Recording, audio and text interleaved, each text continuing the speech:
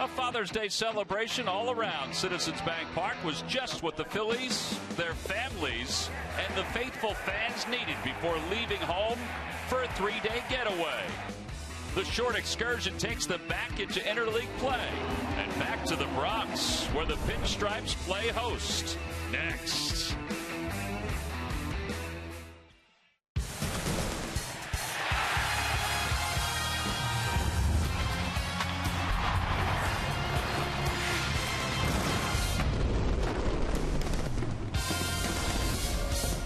Summertime in New York City. A little stop on the 4 train out to Yankee Stadium. We get set for a little interleague action for the Phillies. It's game 1 of a 3-game series up here at Yankee Stadium. The first time the Phillies have been back here since 2010. The Phils come in with 24 wins. The Yankees, meanwhile, 38, second place in the American League East.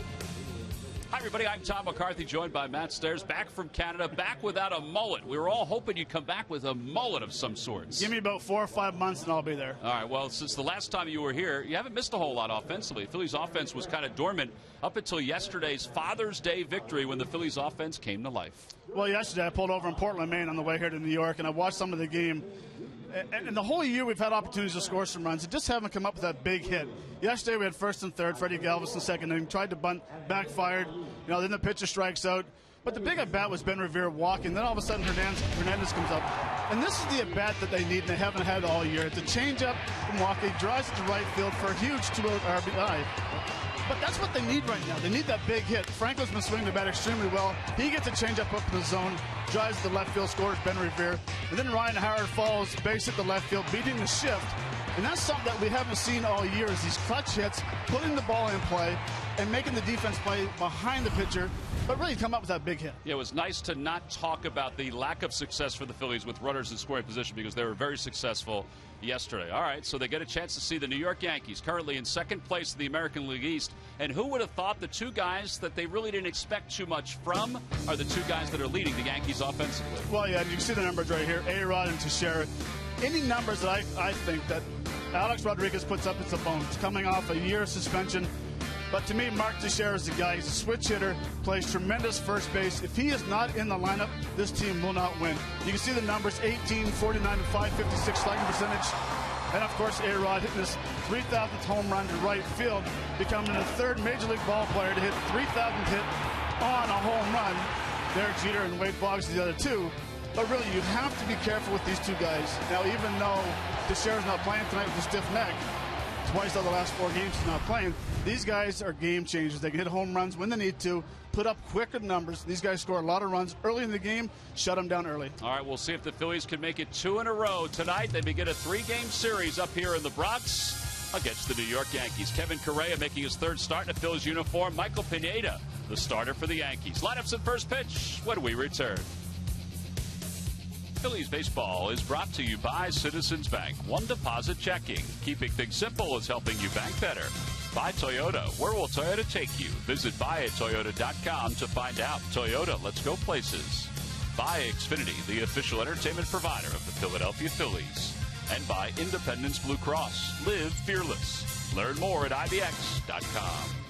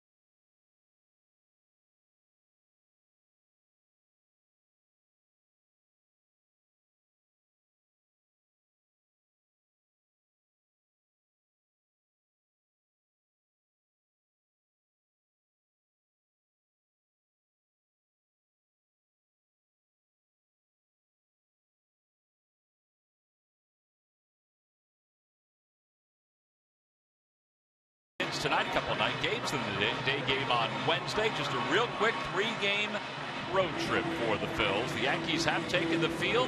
The lineup cards have been exchanged at home plate. And just a few moments ago, at the national anthem there at Yankee Stadium, the folks were still filing into their seats. And prior to that, a very sad day in Major League Baseball. There was a moment of silence here tonight for the late Darryl Hamilton, former major leaguer, a commentator on the MLB network, who tragically had his life taken away yesterday at the age of 50. It's a very sad story. Anybody that came across Darryl Hamilton knows that he was a very nice guy, and it was a very sad thing to hear.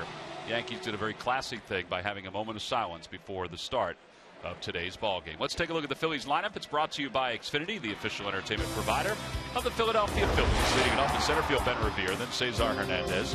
Michael Franco's over third. He'll hit third. Ryan Howard is the cleanup batter. Dominic Brown's in right. He'll hit fifth. Chase Utley, the DH today. He'll bat sixth. And the bottom third of Cameron Rupp. Yep, he starts again. Cody Ashe in left field and Freddie Galvis at shortstop. And they will face 26-year-old right-hander Michael Pineda. Making his 14th start of the season. He's 8-3 with a 3.54 earned run average. All right, Matt, you can see by his numbers, this guy has really evolved into a strikeout pitcher. Well, he really has. And the key is that he only has 11 walks on the whole season. He's a guy that has a very good pace, very good fastball. And you can see the scouting report. He'll top out at 94 miles an hour, changeup, slider, curve, and a cutter. Great control, and is a ground ball pitcher who relies on that late movement with the sinker. So the infielders have to be on their toes. Well, Ben Revere will lead things off. He's been one of the hotter hitters for the Philadelphia Phillies. Revere hitting .287 overall. No home runs and 17 runs batted in. Coming off a homestand in which he was 8 for 20. And the first pitch of the night from Yankee Stadium. Take it outside, so we're underway, and the count is 1 ball and no strikes. It was a hot day here in New York, just as it was down in the Delaware Valley. 87 degrees at game time. Fastball in there. It's 1 ball, 1 strike.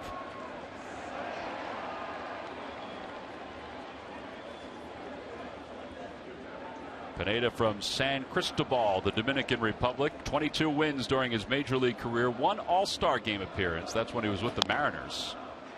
And that one is poked foul into the Yankees dugout. 2 years ago, he missed the entire season after the Yankees acquired him. They didn't know what they had. They figured that this guy could have been a dud after that injury. But he had a game earlier this year where he struck out 16 Baltimore Orioles. Foul ball over toward Murph. Way to move out of the way, Murph. Very flexible. You got to be down here. Woo. Murph, you got the people in right field chanting your name yet? Not yet. Not yet? Not yet. We'll work on that. I think that's the coolest thing in baseball right there. The bleacher creatures? The bleacher creatures. Yep. They chant every player's name until that player acknowledges them for the Yankees. That one is pulled out toward right center field, and Carlos Beltran makes the catch, so 1 away. And that'll bring Cesar Hernandez to the plate. Well, there they are wearing their purple hats tonight. It's Alzheimer Awareness Night here at Yankee Stadium, and fans were given those purple hats in honor of Alzheimer awareness. That's why the ribbons are out on the field. There's the ribbon right there on each side of the baseline. Cesar Hernandez 3 for 12 on the homestand. He had 1 big hit yesterday that we talked about in the open, but he had a few really good at-bats in that game. And yes, Ryan Sandberg did say that he is going to start playing more at second base. That's why he's out there tonight. Chase Utley is DHing. Broke his bat. Ground ball over the mound. Gregorius, the shortstop, makes the play. Now there's that ground ball you were talking about, Matt. Well, it's time for our Nissan keys to the game, and mine is be ready to hit. Pineda's going to give you a fastball, or he's going to give you a pitch to hit. He has very good control. And the young Philly players, welcome to Broadway. This place can be very intimidating coming in for the first time. No different, just a lot more history in this ballpark. I remember when we came here for the 2009 World Series, and Cliff Lee was absolutely dynamic in Game 1. And he kind of calmed everybody that was, could have been overwhelmed with the spotlight. 1 ball, no strikes to Maikel Franco, who's hit it 3 straight. Overall hitting .294 with 7 home runs and 19 runs batted in. Swing and a miss, 1-1. Matt, since you've been gone, Maikel Franco has been getting a lot of those sliders or curveballs. A little bit of respect for the young third baseman. Because the man can hit a fastball. Whacks that one foul, and it's 1-2. But the also thing is about the sliders that we saw versus Bubba Diaz. Jumbo Diaz? Jumbo what Diaz. Did I say? Jumbo Diaz. Yeah, Jumbo Bubba. Hanging slider, 418 feet. Chapman at 99, 98, hit a home run. When he's swinging the bat well, it does not matter. There you go. That one is crushed deep to left field. Going back on it is Young, and the Phillies have taken the lead here at the top of the first inning. A solo home run for Maikel Franco, his 8th of the year. 1-0 Phillies. And that home run makes a winner out of Cindy Paplot of Reading, Pennsylvania. She was our contestant in our McDonald's home run jackpot. Now this is a slider. Bat stays to the zone very long. Outer third a little bit, but good extension. And like we said, when those sliders are hanging and you're swinging the bat well, and the result is 1-0 Phillies. Phillies have now homered in 7 consecutive games after not homering in 7 consecutive games. Here's Ryan Howard with the Phils up 1-0 here in the top of the first. And there is our McDonald's home run jackpot winner. We've been giving out $100 for the last 7 games. Congratulations. Now it's cracked foul past Juan Samuel, and it's 0-1. They were doing some homework today on Pineda, the pitcher for the Yankees, and checking to see how many fastballs he throws in the game. You know, he didn't throw one four-seam fastball this year. He throws all cutters, backdoor sliders, and changeups. Well, that's the change from when he was a rookie with the Mariners, where he was throwing all four-seamers. So when he came over to the Yankees, he started throwing more two-seamers and cutters. 2 balls, 1 strike to Ryan Howard. And now it's 2-2. He said that's one of the reasons why he's not walking many guys, because he's not throwing that four-seamer, which he couldn't command as well. Right, and the four-seamer sometimes hard to command because you have that rising four-seam, that goes above the belt. But as a left-handed hitter, all you have to do now is look in, because everything he throws is coming towards the barrel. Here's the 2-2 to Howard, and Howard pokes it the other way, and it's going to slice foul, just foul.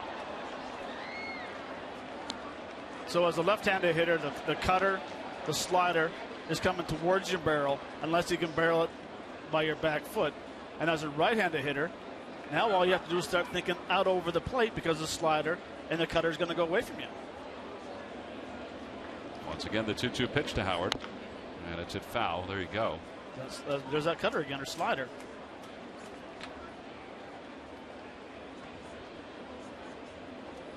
Well, Pineda looks like he's a giant out on the mound. He's 6'7", 260 pounds, but for some reason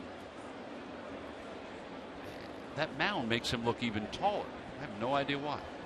I mean, most mounds will make a big guy look bigger, but that one for some reason looks even higher. 6'7".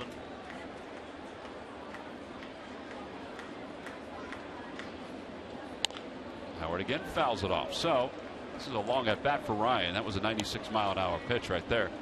He's going to see at least 19 pitches in this AB, or the Phillies are going to see at least 19 pitches in this inning.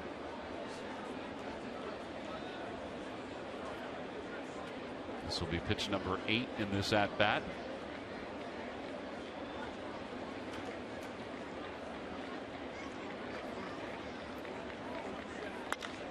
Out toward left field. It's not that deep. Chris Young is there, and he'll put it away, and the side is retired. He threw him an off-speed pitch finally, but the Phillies have taken the lead on a home run by Maikel Franco. It's number 8 on the year for Franco, the 9th one given up by Pineda. And the Phillies will take a 1-0 lead into the bottom of the first.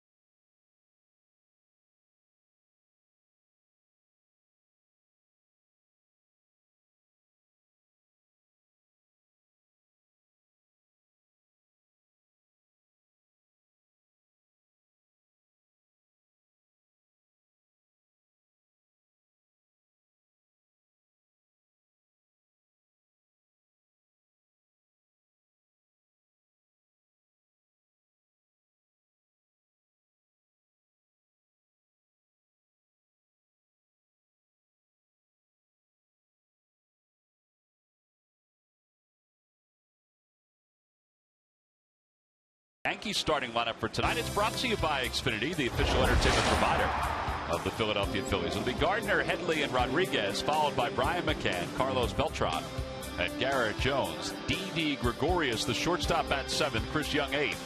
And batting 9th and playing second base, Stephen Drew. And they'll face right-hander Kevin Correa. Correa 0-1 with the Phils so far. 2 starts, and he's gone 10 2/3. 8 strikeouts in 10 2/3 so far. All right, Matt, tell us everything you know about Kevin Correa. Well, Kevin, he's a fly ball pitcher. He tops out at 88, or he averages, 88.4. He will throw all 5 pitches, and he averages just under 16 pitches per inning. Yeah, his average 88.4, but he will get up to the low 90s. He will. He'll top out about 92. And he usually pitches at the top of the zone, but he's been having a very good success this year with the curveball so far. Brett Gardner will lead things off for the Yankees. He takes a strike. It's 0-1. Gardner has led off since Jacoby Ellsbury went on the disabled list. Ellsbury was out hitting today and running. They're anticipating that he's going to go out on a rehab assignment very soon. Meanwhile, though, Gardner's been good for them. 279, 7 homers, 33 RBIs. And he bunts to the right side. Correa off the mound, tough throw, and it's not in time. Well, he shot-putted that over to the first base bag, and Brett Gardner has an infield single, a bunt single, to lead off the bottom of the first. This is a great bunt, great location. The only thing that Kevin could have done different was barehanded right there. Right. The exchange was a little slow. And the lefties have the advantage of when they're doing that drag bunt because they're getting out of the batter's box a lot quicker. Tony Pena giving the safe sign at first base. Just helping out the umpire. Brett Gardner has stolen 15 bags, so you have to keep an eye on him. Here's Chase Headley, a switch hitter, batting .254, and he takes strike 1. It's 0-1. Mention what an asset Gardner has been. He obviously would have been in the lineup anyway, but he would have been in a much different spot if Ellsbury was in there. But he has scored 49 runs. Outside, 1 ball, 1 strike.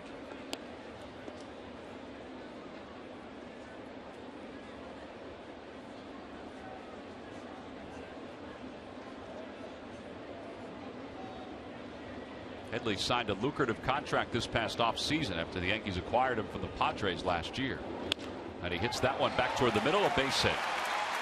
Gardner's on his way to third. The throw by Revere won't be in time. And the Yankees with runners on first and third with nobody out, and Alex Rodriguez is coming up. Well, Murph, we talked about Gardner having 49 runs scored, and he's one of the reasons why the Yankees have been very effective in the first inning of games this year. You know, Tom, to say very effective is probably even underselling it, because this team, the New York Yankees, had scored 64 runs in the first inning of games this season. That is remarkable. To put that in perspective, they scored 72 first-inning runs all of last year. It's best in baseball. It's the second most runs scored in any inning all across baseball. Only the Toronto Blue Jays have a one inning that is more than that. And they've done it in 28 different games. They are 22-6 in those games, and they've also done it 4 times in the 5 games on this particular homestand. They've won all 4 of those games. So scoring in the first inning has been the secret to their success so far this year, guys. Well, they've got runners on first and third with nobody out, and Alex Rodriguez takes a strike. Joe Girardi's team has battled, like a lot of teams, injuries this year, but the fact that Rodriguez has rebounded to put these numbers up, Brian McCann, to a certain extent, who's the on-deck hitter, has rebounded as well. Has helped the Yankees' cause. That one's whacked foul, and it's 0-2. And I think a lot has to do with scoring runs early. It doesn't matter if Gardner's leading off or Jacoby's leading off. They both have speed. Right. And they're very aggressive, like we just saw going first to third on the defense in the outfield. Yeah, I wondered the way Gardner was going to second base. I don't know if you thought this, whether he would go to third. But then all of a sudden, he turned it on about 5 steps from the second base bag. Right. And plus, Ben had to take a couple steps to his left to come in for the ball. In the dirt, nice play by Rupp, and it's 1-2. You heard Alex Rodriguez say check that before the ball even got into the chest protector of Cameron Rupp.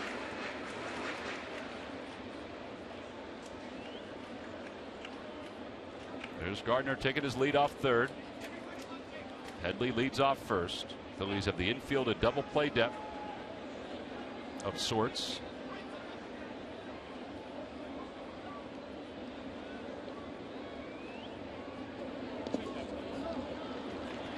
Two balls and 2 strikes.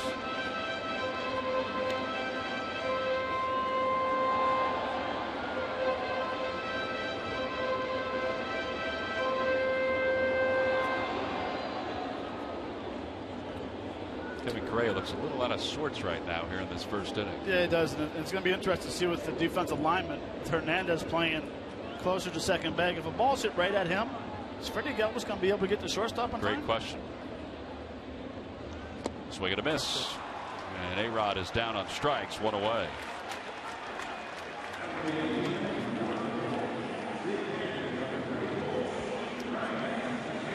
That was the best breaking ball he's thrown against these 3 hitters.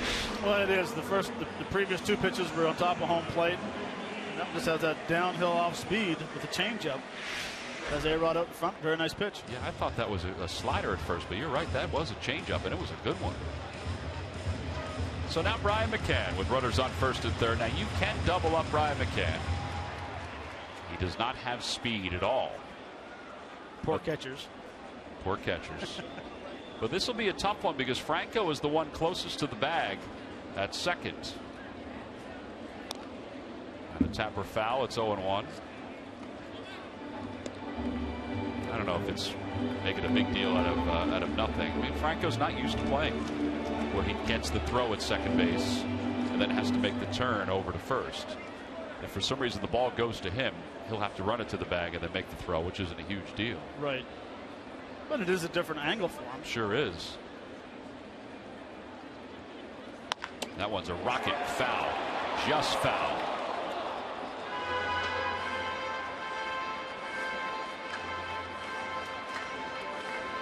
Oh, and 2.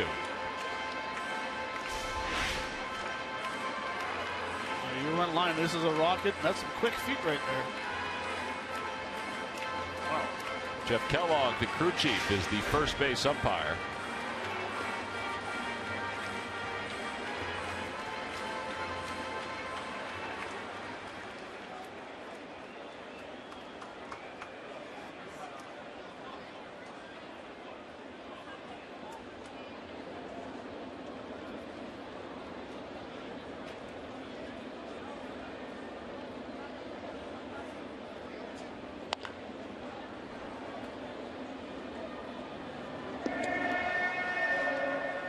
Remains no balls and 2 strikes to Jeff Francoeur's neighbor. Didn't we see this defensive lineman before, and Franco would stay at third base But what's the purpose of it? Hey, usually what would happen is, let's say if Utley was out there, Utley would be closer to the second base bag, and Franco would be where the second baseman is. So Hernandez and Franco would be switching places right here. That's a fly ball out toward right center field. Revere will get to it. He makes the catch. The throw will go to second. The run scores. So the Yankees have tied it up on a sac fly. It's a 1-1 game. 44th RBI for Brian McCann.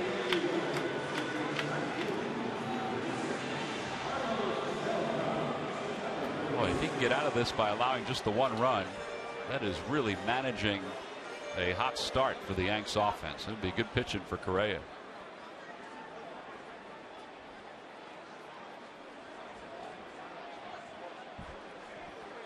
Carlos Beltran hitting .252, 7 homers and 29 runs batted in. He takes strike one.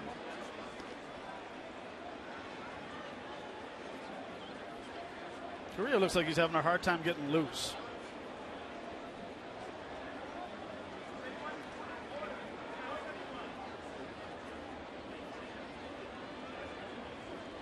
He has thrown a first pitch strike to every hitter so far, but I'm with you on that, Matt. It doesn't look like he's loose right now. Well, and this is after the sac fly, and he's trying to stretch it out. Looks like he's just kind of tight in the shoulder area.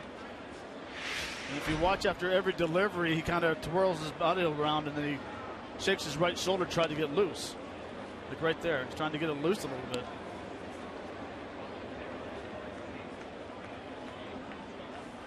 Larry Boa just asked, what was that pitch? Change up, Larry. It was a changeup.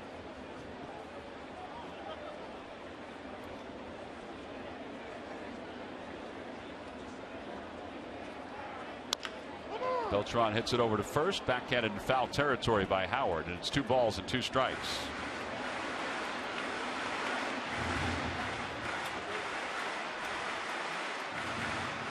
Well, prior to the game, Kevin Correa was out, like every pitcher would, trying to get himself loose. This was at 6:47 p.m. and we kind of saw him do that during his last start, but he was really trying to stretch that shoulder out, pull it out a little bit, rub it just a bit in the front and the back.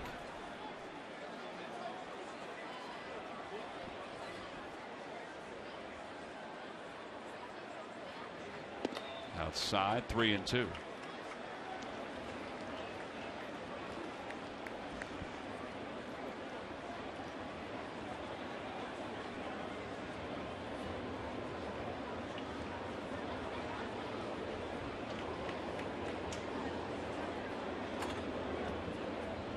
Carter will be off on this pitch.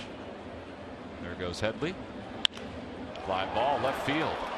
That is far away from Cody Ashe. It's going to take a hop off the warning track in the base of the wall. Headley's going to score, and the Yankees will take a 2-1 lead.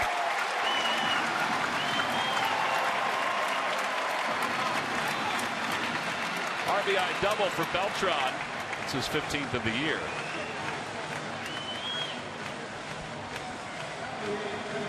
Well, the book has always been against Beltran to play him to pull, and that's exactly what Ashe was doing. He had a long way to go to get this ball. Yeah, he did, and Carlos just messed up a bunch of scouting reports, showing the ball at the left field. Even though Cody overruns the ball a little bit in left field, it wouldn't have mattered anyway. Headley would have scored for first base. I mean, you would agree with that, right? Oh, Carlos yeah. Beltran's a dead pull hitter. Dead pull hitter. He's a gap-to-gap hitter, dead pull on the ground. Well, now Garrett Jones, and they're playing Jones to pull in center and right. And he waves at the first pitch. It's 0-1.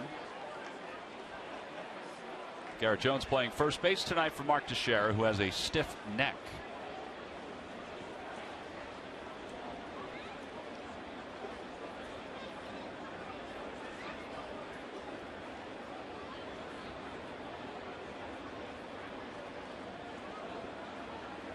Outside, 1 ball, 1 strike.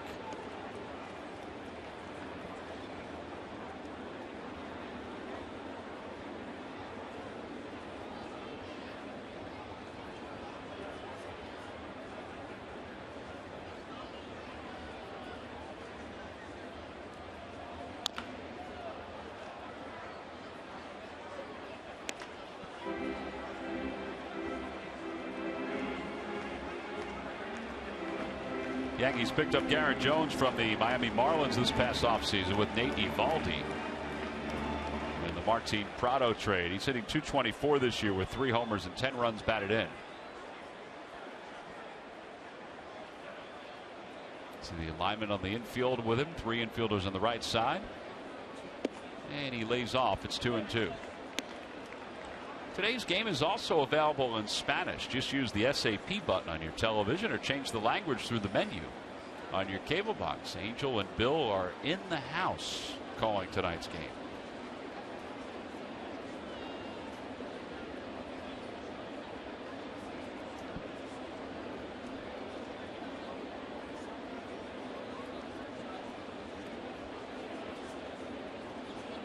Two balls, 2 strikes to Garrett Jones. And he hooks that out towards shallow right. It drops for a base hit. Rounding third, heading for him is Beltran. The throw by Brown on 1 hop, and Beltran is out. First outfield assist of the season for Dominic Brown here in the big leagues. He had 6 down in AAA, and there was no contest on that throw. 9-2 on the putout. The Yankees do take the lead, but Dominic Brown makes sure they don't add to their lead. We'll go to the second with the Phils down 2-1.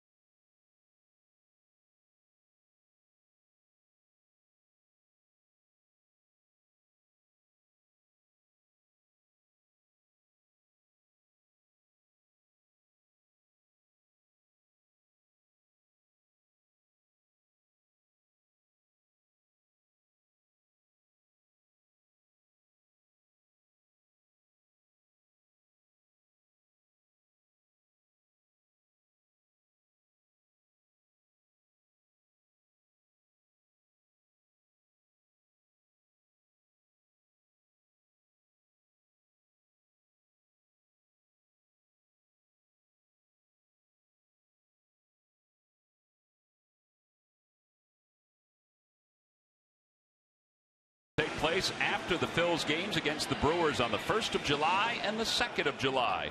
Tickets can be purchased anytime by going to Phillies.com. Well, some of our friends from the Phillies event staff have made their way up to Yankee Stadium. Getting a chance to enjoy a little baseball, a little interleague baseball. There's our buddy Frank Yermson, who's our elevator operator. Takes us up and down the stadium from the lower level to the press box. You want to hear a great laugh. Frank has a great laugh. I mean, you can tell Frank any kind of joke and you'll hear that laugh. He will tell you any kind of joke and he will laugh first. Yes, he will. Dominic Brown leads it off. And it's no balls and 2 strikes. Well, here's the throw by Dominic Brown, and it's a dandy. Well, it is. First, it's got the Martina Navratilova lob over Hernandez. And then all of a sudden, Brown comes up and throws a strike. Momentum going in, 1 hop, no chance at home. I mentioned that Dom had all those assists down in Lehigh Valley. He had 6. That's the first time we've gotten a chance to see his arm up here this season. That one is hit well out towards center field. Gardner on the run, and he's going to have room. One away here in the second.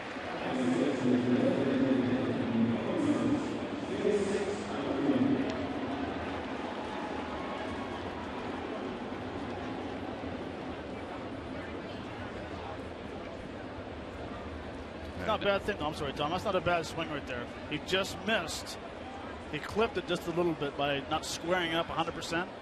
But he had the double left center yesterday, and hitting the ball like that, very nice. Here's Chase Utley. Utley DHing tonight. Ryne Sandberg spent a lot of the pregame chat with the members of the Philadelphia media and us broadcasters talking about Chase Utley and his role. He said some really interesting things, I thought. He said, you know, he was asked, do you compare Chase a little bit to you as a player? He said, yes, I do. And he understands that Chase struggled. He knows, like everybody else, what the numbers are. 182 with 4 homers and 25 RBIs. Very un-Chase Utley-like. And it kind of dates back to even last year. As that one is low, it's 2-1. But he flat out said, I don't think he is playing hurt. I think he's healthy. I think he's moving around well. Now, he couldn't continue and explain why Chase has been struggling so much, but he said that he does struggle with what to do, whether to play him, whether to sit him more, give him some extra time, that kind of stuff. He said it does weigh on him somewhat. Well, and I think with the struggles, this is baseball. It happens at times. We're just not used to seeing Chase struggle. Outside 3-2. But he did say that Cesar Hernandez has earned, just as Cameron Rupp has earned, the opportunity to play a little bit more.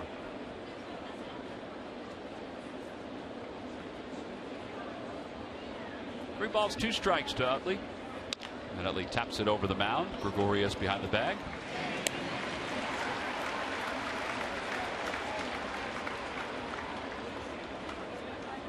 Two outs, and now Cameron Rupp is coming up. Well, it was yesterday, Murph, that it was Cameron Rupp who was the big topic of conversation. I shouldn't say yesterday, it was Saturday that he was the big topic of conversation, because he's been playing a whole lot more. Yeah, you know what, Tom, you're right. I mean, in the 19 games that the Phillies have played in the month of June, Cameron Rupp is playing in his 8th tonight, so he's getting, almost half the time now getting a chance to see his name in the lineup. And as you mentioned, Ryne Sandberg asked about that earlier this week and then again today, and he said absolutely Cam Rupp has earned it. You take a look at his numbers in those games as he slaps that one into right field. Now 10 for 28. He came in 9 for 27, batting .333, an on-base percentage of .400. He had the 3 walks as well, so getting the job done. And we all know what kind of defensive catcher Cameron Rupp has been. He's got a terrific arm in throwing out runners, so he helps out his pitcher in that regard. But the game on Friday night that we saw against the Cardinals, he must have blocked 20 balls in the dirt from going back to the brick wall at Citizens Bank Park behind the plate. So he's a guy that gets the job done defensively. But as he's seen his playing time increase, so has his batting average, and that's what Ryne Sandberg has liked to see. Here's Cody Askew, who takes a strike. It's 0-1. Yeah, Rhino said today, he said, listen, he has come so far as a professional player, not since he began with the Phillies, but even since the 1st of April. He said defensively, his skills calling a game is better. His skills behind the plate have gotten better. And as Murphy even mentioned, the offense has gotten better too. No balls, 2 strikes to Utley with a runner at first. Or to Ashe, I should say, and it's 1-2. Well, and it's a little different. I mean, with Cameron, 1, he's getting confidence. 2, now he knows he doesn't have to wait 6 or 7 days before he plays. He might play every other day for a while. He's getting that. He's feeling comfortable. He steps in batter's box. He believes in himself. That one's pulled into right field, a base hit. So Cody Ashe follows Cameron Rupp's single with a single of his own. And the Phillies have 2 on with 2 outs, and Freddie Galvis coming up.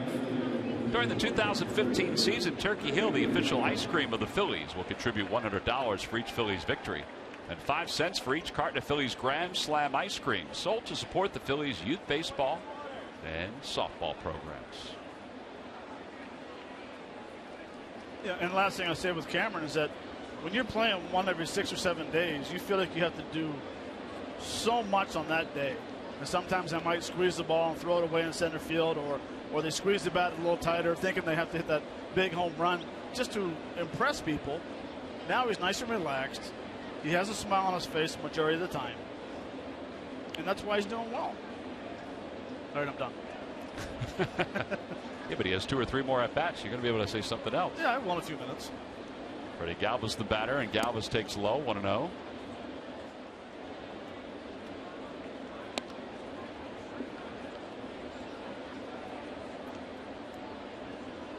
Galvis hitting .258, 2 home runs, 16 runs batted in.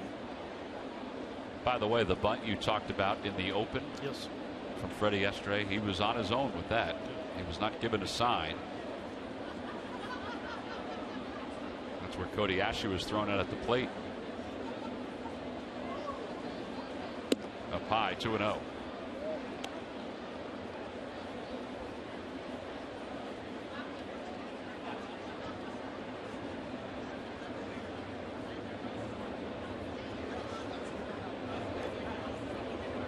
This is what we talked about in the open as well. Hernandez came through yesterday with that big knock, 2 outs. Now all of a sudden, if you can put back-to-back hits, we'll put another crooked number up, although it's going to have to be a double to score Cameron from second. Outside, it's 3-0. Although he does have a bunt single this year, so I stand corrected.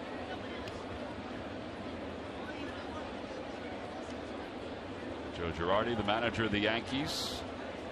Some people have talked about this being the best job he's done as the Yankees manager.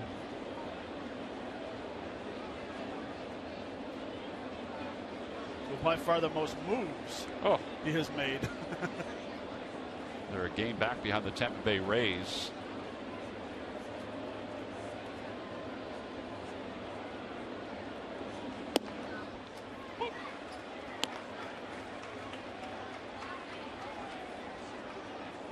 Well, this is certainly not the Pineda that struck out 16 against the Baltimore Orioles earlier this year in 7 innings.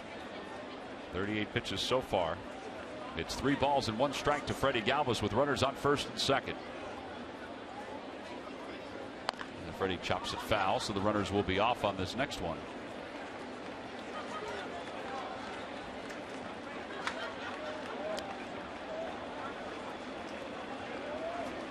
Turned out to be a nice night. Yep.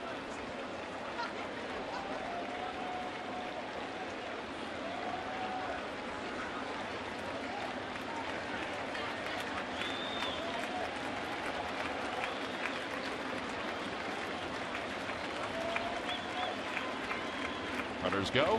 Pitch is lifted to center field. Gardner heading back. He was playing shallow, but still was able to get back there to make the catch. And the side is retired. The Phillies threaten here in the second with a couple of outs, but do not score. We'll head to the bottom of the second inning. The Yankees lead the Phils 2-1.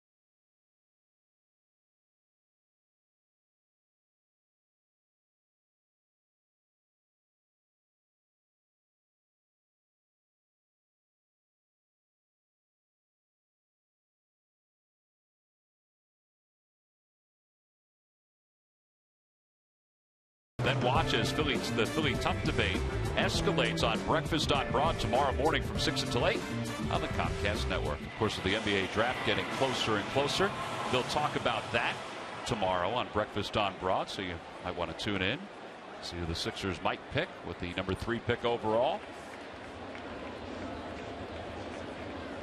Well, it's time now for our T-Mobile Game Changer. And Yankees history, the first season in New York, 1903. The original name, the New York Highlanders. 27 World Series titles. 51 Hall of Famers. Now, we have one Hall of Famer, well, two of them, up here in the booth. One is in the Baseball Hall of Fame. The other one is in the Canadian Baseball Hall of Fame. But they have 51. That's a lot. First pitch to Didi Gregorius is taken outside. It's 1-0. I mean, they got players who have the most obscure numbers that they're wearing, like John Ryan Murphy, their backup catcher. He's wearing number 66. You have Hall of Famers, that means you have to retire a lot of numbers.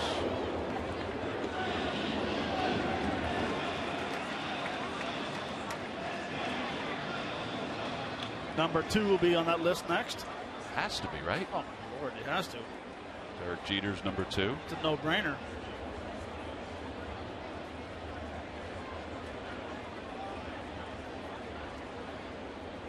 When one is fouled in and out of the glove of Cameron Rupp, and it's 1 ball and 2 strikes. If Jeter doesn't get in first try, there's something wrong with baseball. I think he'll get in first try. I don't know if he'll be unanimous selection. Well, then that person doesn't vote him in. Didn't play baseball. Another tapper foul, and it remains 1-2. You know, I grew up, I should say I grew up, when I first signed playing pro ball, Jeter and I played against each other the whole way through. Yes, you did. And he was the type of guy that he respected the game. He respected all his peers around him. You know, it didn't matter how good he was doing in baseball. He still went out of the way to say hello to you. You know, tap you on the back, say nice at bat, keep it going if you're struggling. And just been a real class act in New York. And that's why he's the face of. I think he's the face of New York, because this is the way his approach was. Well, plus 3,000 hits, obviously, all the World Series championships. Defensively at shortstop, and there's some folks that always said that he was overrated defensively, but for most of his career, he did the job at shortstop, which people consider the hardest position. As that pitch misses outside. But I agree with you. I mean, you were in the Eastern League in 1994 when Derek Jeter was with the Albany Colony Yankees. You were with the New Britain Red Sox. Yep. I mean, that's how long you have played the game with him. The whole way through. I mean, and he never changed a bit, even when he was playing A ball to his last year in the big leagues. Ground ball to second base. And one away. Well, take a look at some of the things he did. I mean, 3,465 hits. The Yankees all-time leader. 14-time All-Star. 5-time Gold Glove. I mean, lifetime 310 area. So he is a first ballot Hall of Famer. Oh, absolutely. Yeah. And it doesn't say how many rings he has on there. He's got, what, 5? Well, he's got, yeah, with all the World Championships. You mean talking American League pennants too? Or no, I'm talking about his the World Series championship. Oh, yeah. You know, so he's a guy that, like I said, he goes out every day. He played the game right. He played the game hard. But he respected the game, and he respected everyone who played it. Here's Chris Young, and he takes at the knees. It's 0-1.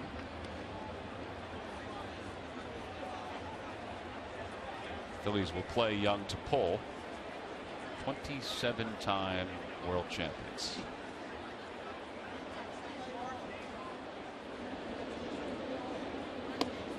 Outside, 1 ball, 1 strike.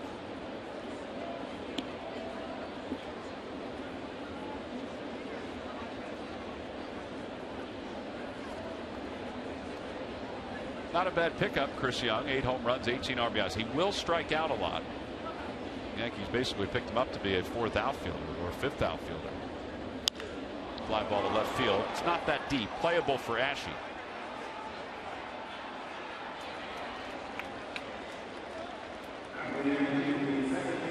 So 2 away. Here's Stephen Drew.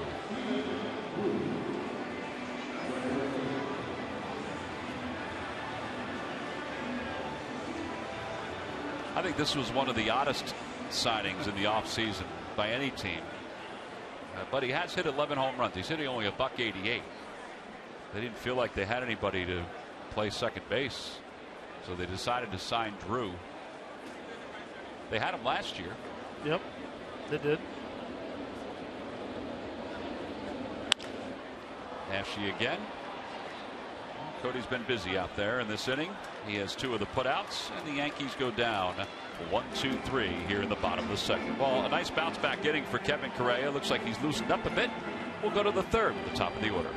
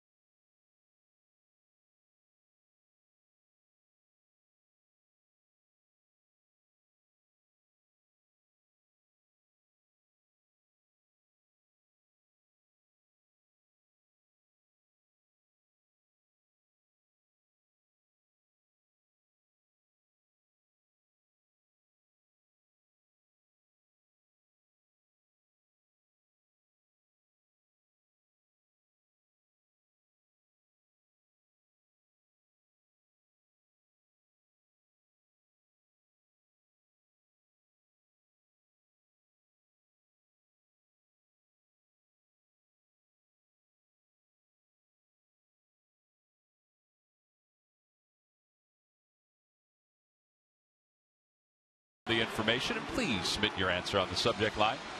All right, hot shot, here we go. Derek Jeter holds the Yankees record for most seasons with 20. Who is number 2?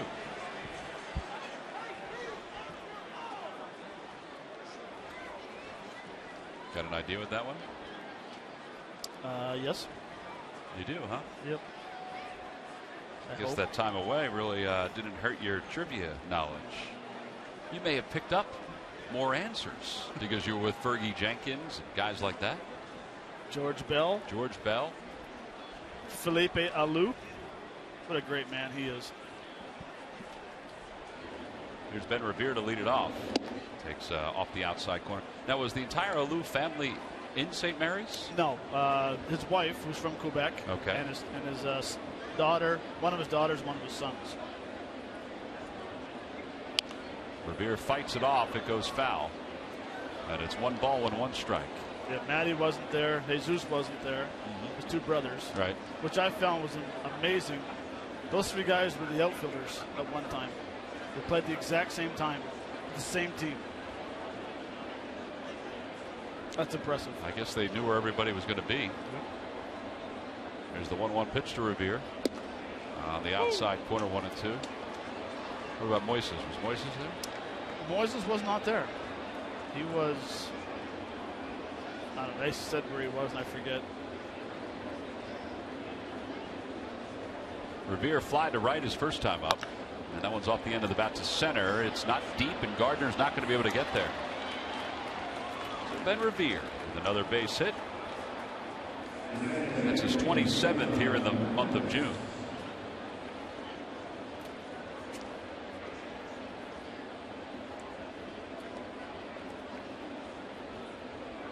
Well, I might be overstating it here, but Michael Pineda is gettable tonight.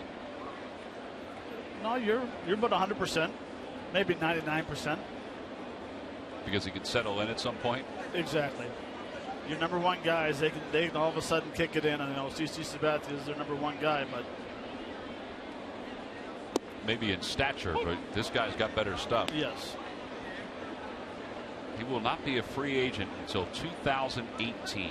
Arbitration eligible this offseason, next offseason, and the offseason after that. Unbelievable. No balls, 1 strike to Hernandez. In the dirt.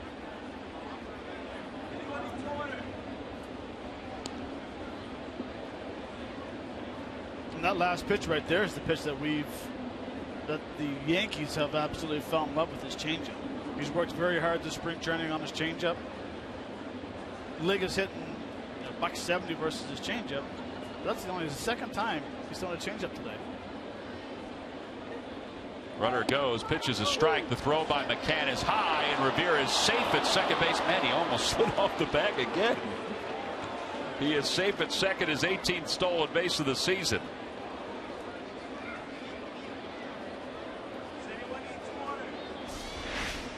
He had a very good jump. Throw was high. He keeps that foot on right there. I mean, looks like a plane coming in for a landing right there. He was coming in fast. I want to break it down a little earlier with the slide. And again, that's what they've been trying to tell him to do, is to slide a little earlier. Or slide right into the bag, so if you're going to go off it, you slide over top of it and your lower half remains on the bag. I tried to do that one time. My stomach got caught in the front of the bag. Never. I never slid it first again. I thought you were going to say that you pulled all the buttons off your shirt when you did it. I might have. I think my heels came around and kicked myself in the back of the head. Well, at least you were limber to do that. Were you safe or out? Safe. It wasn't worth it, though. Even if you weren't, when you tell that story, you better say you were. 1 ball, 2 strikes to Hernandez.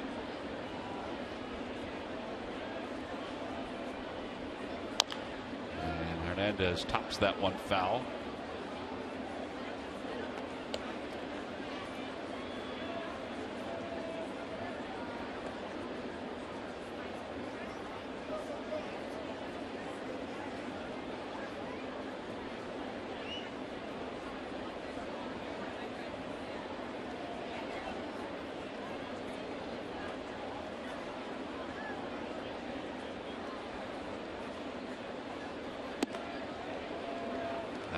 On that fastball.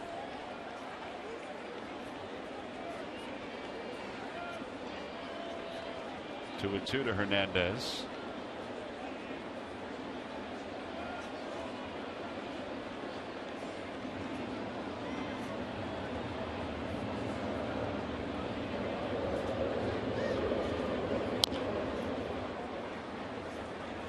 Tell you, that ball does get on you pretty quick. I mean, as big as he is, that 94, 95 must seem like 99, 100. Yeah. But as a hitter, you don't mind facing the big, tall guys. Really? It's the smaller guys that are shorter guys that throw 95, 96 because they jump at you and they put everything behind it, and it makes you as a hitter start jumping.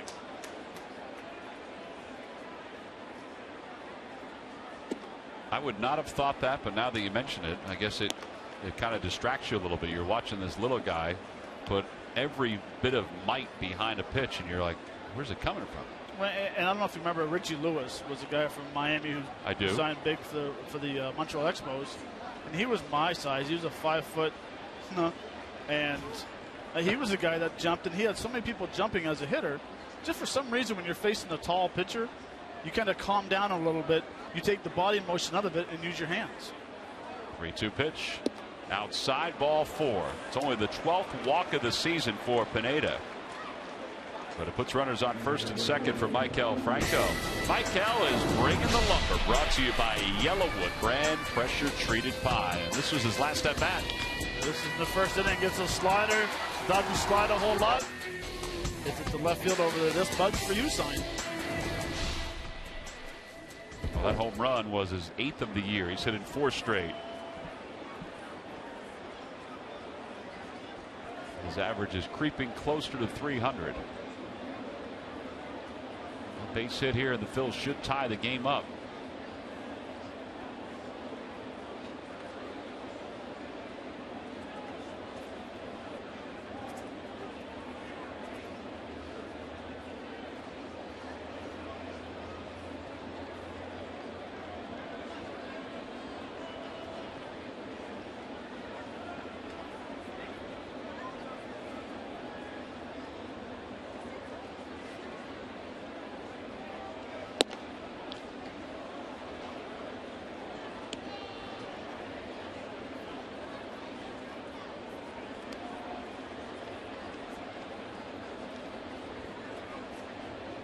I don't think Pineda's very happy with that last walk.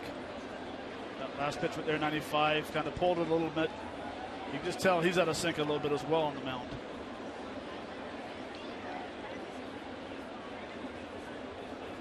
Swing and a miss. 1 ball, 1 strike. He kind of set the tone for the regular season during spring training when he walked only 1 and struck out 23. The Yankees wondered what they had from him because he was 5-5 last year. That was it.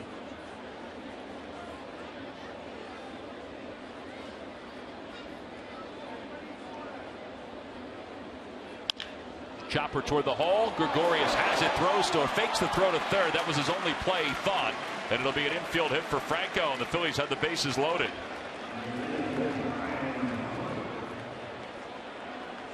How many shortstops are going to be able to get to that kind of a ball? That ball was hit pretty hard, but he is quick. But Franco gets another hit, and now the franchise's all-time leader in grand slams, Ryan Howard, will be the batter. 13 career grand slams.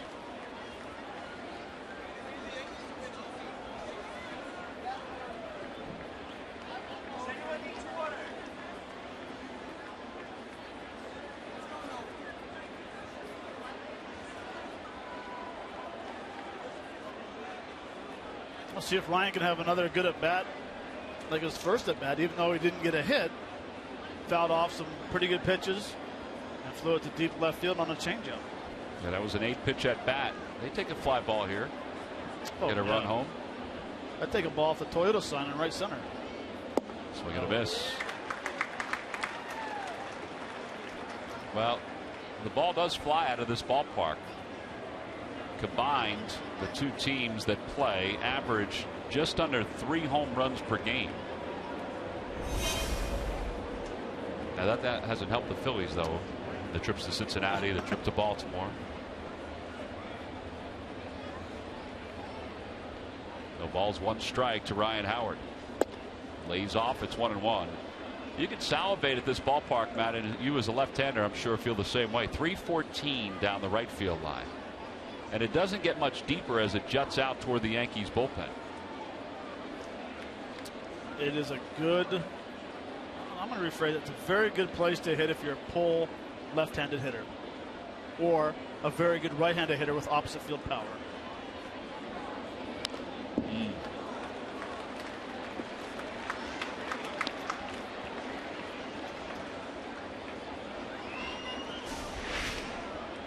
This is a slider, a little cutter, which I think Ryan Howard wishes he had back. I think all of the Delaware Valley wishes he had it back. Yankees do have bullpen action behind Pineda.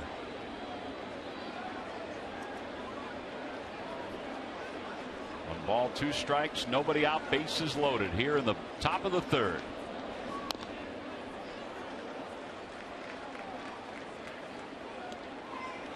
Chris Capuano, who has started some this year, relieved some. He's the long man. Larry Rothschild, the veteran pitching coach. I'm surprised he hasn't lost his hair after all these years. It's got a lot grayer. Howard lines it into center field, a base hit. 1 run is in. Here comes Hernandez. He's being waved home. Gardner flips it to second, and the Phillies take the lead. It's a 2-run single by Ryan Howard. It's a 3-2 ball game.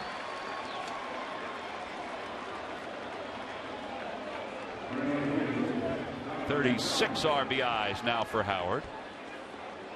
And Larry Rothschild heading out to the mound, and the Phillies still nobody out. Runners on 1st and 3rd. Well, another very good at bat. Better result. It's a pitch off the plate, but stays on it. That's the key. Stays on it. Along that ball, the bat stays to the zone, even though he doesn't hit it hard. And then Michael Franco, very nice job going to 3rd base. So, get in a situation with 2 strikes. You need to get that big hit. Pineda not very happy. Now he says, okay, let's go back up home plate. Slowly. Eventually he got there, I think. He's allowed 3 runs, 2 in this inning, and that's 3 hits in 4 batters, 4 base runners in a row. Now Dominic Brown is coming up.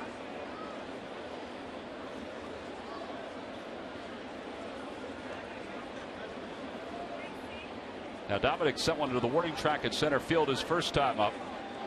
0 for 1. Now he needs to take the same approach. Hard up the middle, gap to gap.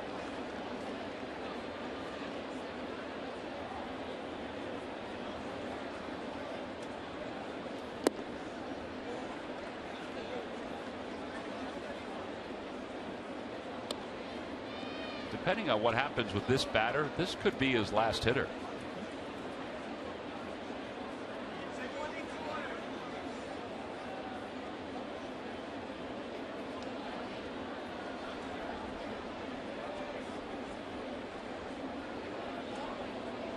Well, hopefully he gives up a home run to make it 6-2. Chopper back toward the middle. Run will come in. Ryan Howard, ooh, he gets it to a rundown. They do get Dominic Brown.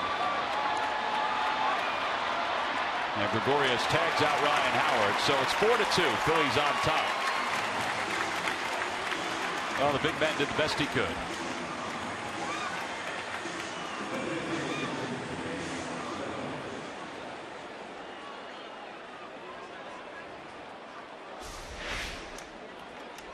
Well, Ryan comes in, and you don't want to run into the play right there.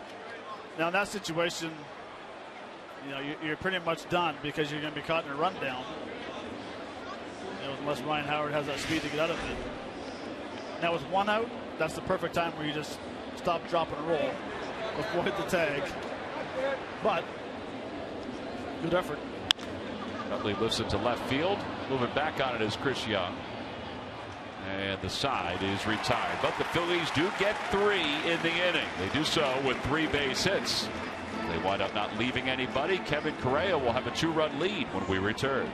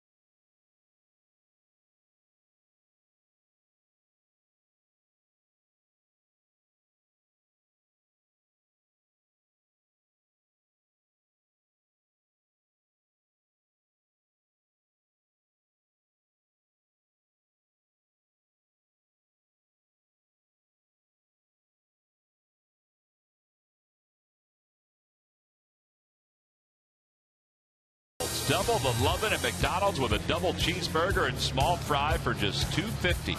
McDonald's, I'm loving it. And by Nissan. Choose Nissan today for great offers on our most exciting lineup ever. Shop Nissan.com. Bottom of the third, 4-2, Phillies on top.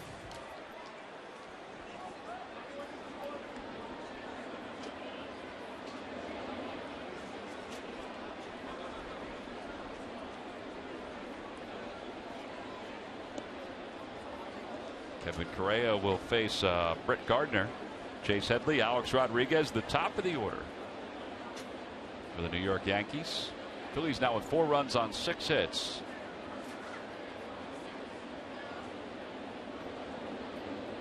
First pitch is in there. It's 0-1.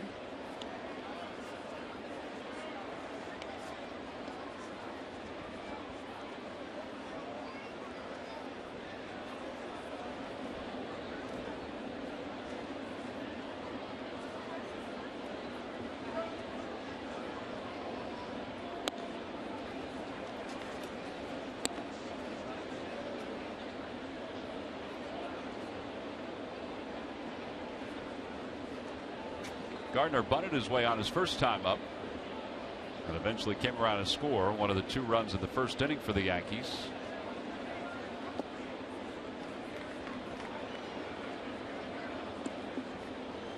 Yankees have spent 49 days in first place this year.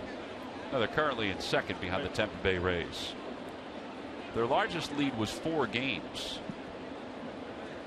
Part of the reason why they haven't been able to hold on to the top spot is that they're close to a 500 team against the East. It's a heck of a division. People say it's a light division right now. But Boston's the only one that's really played themselves out of the division. They're 9 games back at 31-40. Blue Jays 3 out, Orioles 3 out, Yankees 1 back, and the Rays shockingly are a game up. And he bunts again toward third. He's going to have his second bunt hit. 3 balls, 1 strike, and he bunts for a base hit. The element of surprise. Well, they just told, Gardner just told Tony Pena he's playing back and going to take it. Then why not? You're a leadoff guy. 3-1. So he tries to hit a home run. He pops it up. But if it's there, take it. 3-1. He's a very good bunter. Doesn't have to be perfect. That was perfect. Yeah, it was. Doesn't have to be, but it was a perfect bunt. I don't even know if Franco would have gotten him if he was up on the grass. He may not have bunted if he was up on the grass. Right.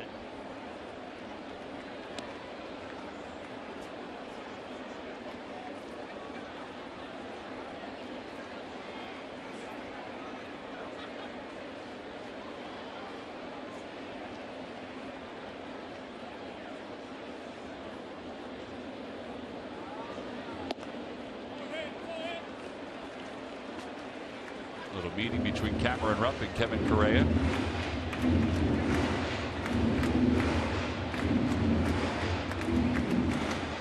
Chase Headley has the count, 2 balls and no strikes. Murph, the Phils are riding a long losing streak on the road. They're hoping they're going to snap it here tonight. Yeah, it really is hard to believe, Tom, that the Phils haven't won a game on the road in 12 straight. They have a 12-game losing streak on the road, their longest since 1999. But so far, so good tonight here at Yankee Stadium, trying to turn that around. Take a look at the numbers during those 12 games. Batting just .237 as a team, and they scored just 22 runs in those 12 games. 1 home run. So they've already tied that there here tonight. 1 home run in those games as well. 94 strikeouts. The ERA for the starters, not very good. The bullpen, not much better. And it's just been a long 12-game skid on the road. Phil's hoping to start things off right here in New York and maybe put an end to that streak and start to turn the corner a little bit. Well, 7 wins overall on the season on the road. The Mets only have 10, and they're still fighting for the top spot in the division. But 7 wins. Murph was talking about the numbers over the last dozen road games. How about overall? They're averaging 2.74 runs per game.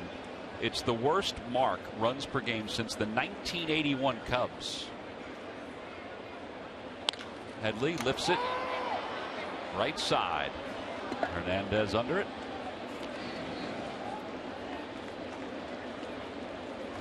And there's one away. Well, I think the numbers that, for me, I look at is the power numbers. I would agree with you on that. 1 home run. You play in Cincinnati. You go to PNC in Pittsburgh. You play in Baltimore. All very good places to hit home runs. And you hit 1 over your last 12 games. And you couple that with the high ERA. Right. You're not going to have any power. It's going to be hard to overcome that earned run average. Here's Alex Rodriguez. He struck out his first time up. That one's deep to left field. Cody Ashe is there. And he makes the catch. Got that one toward the end of the bat. And 2 outs. Well, Alex Rodriguez, the DH tonight. Joe Girardi knows that if he didn't have A-Rod this year, his team would be in trouble. Now, he talks about moving to the designated hitter's role. I think part of it is accepting that's what's best for you and saying, you know what, I'll get more at-bats. I'll be more productive if I'm not physically beat up. I'll probably be in 140 games as opposed to 120 or 110. And I think Alex has accepted that and knows that it's best for him and best for the team. Now, A-Rod has started 2 games at third and a game over at first base, but for the most part, he is the team's designated hitter. Well, not for the most part. He is a And, designated hitter. and I understand they're saying that he will get 140 games out of him as a DH. I'm not a fan of having one DH for a team, because when other guys need some times off, we're not sure what's going on right now with all the timeouts right now, but you know, like Brian, if McCann wants to DH one game, he can't because A-Rod DH him. Like Big Papi in Boston DHs every game. You know, Frank Thomas was the same way in Chicago and Toronto. Edgar Martinez in Seattle. Right, but I just think, especially Edgar Martinez on the turf.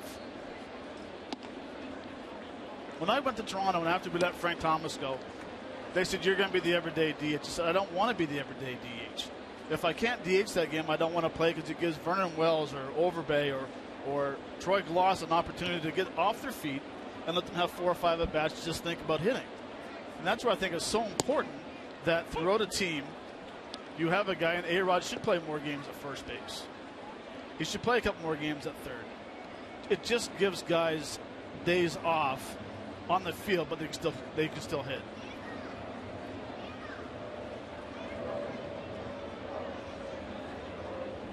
Two one is nubbed foul, and it's 2 balls and 2 strikes.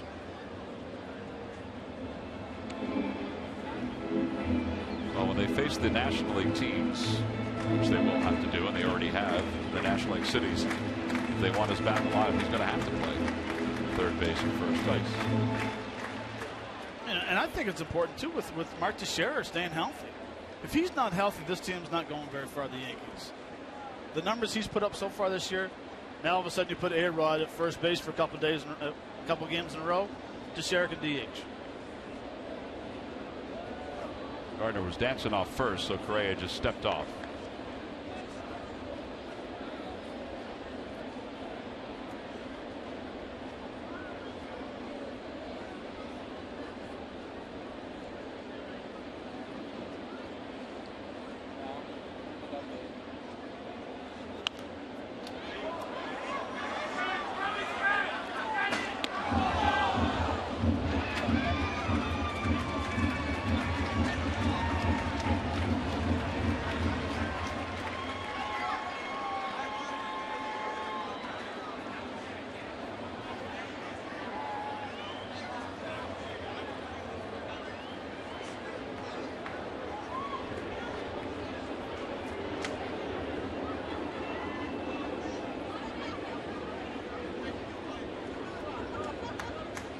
He wanted to go right there. You can see him leading a little bit towards second base.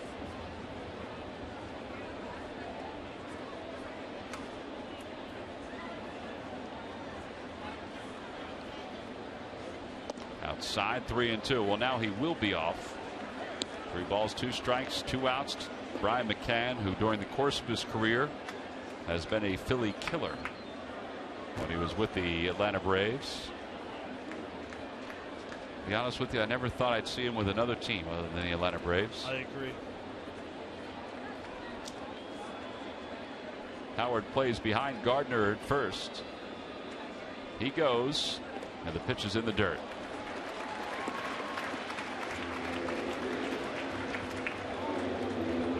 Phillies fans, next time you're looking for great seats, get to StubHub, where there are no surprise fees at checkout. That's right. On StubHub, the price you see is the price you pay. StubHub, the official fan-to-fan ticket marketplace of Phillies.com. 2 outs, runners on first and second. These 3 innings have not been easy for Correa. I shouldn't say that. The second inning, he had a very easy time.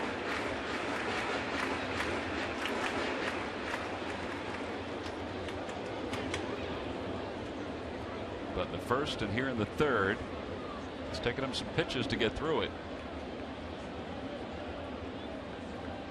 Beltran doubled his last time up on the outside corner.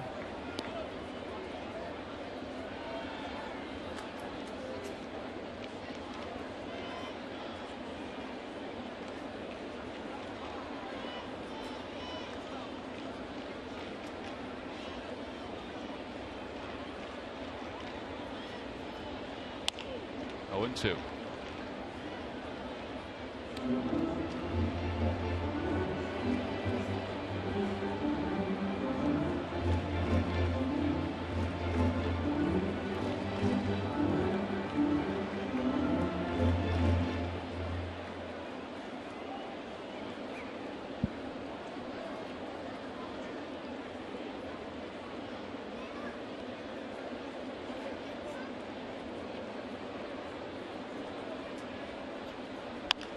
Out to left field, and it should be an easy play for Cody Ashe. He comes in, puts it away, side is retired. So nice job by Correa working around the 2 base runners. We've completed 3 here at Yankee Stadium. Phillies lead it by 2.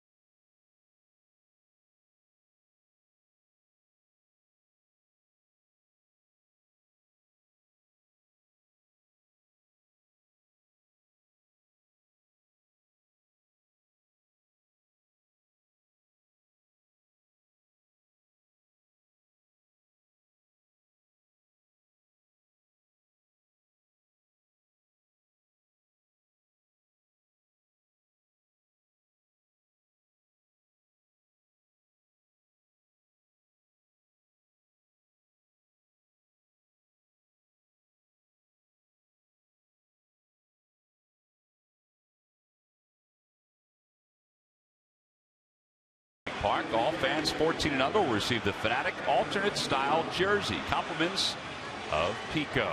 Get your tickets now by going to Phillies.com. Should be a good weekend back home. After the Phillies play 3 here, they have an off day on Thursday. Back home Friday, Saturday, Sunday. A lot of Phillies fans, I saw them outside when I walked in. They were wandering around this brand new ballpark. I guess it's not brand new anymore. The old ballpark is across the street, or the remnants of it.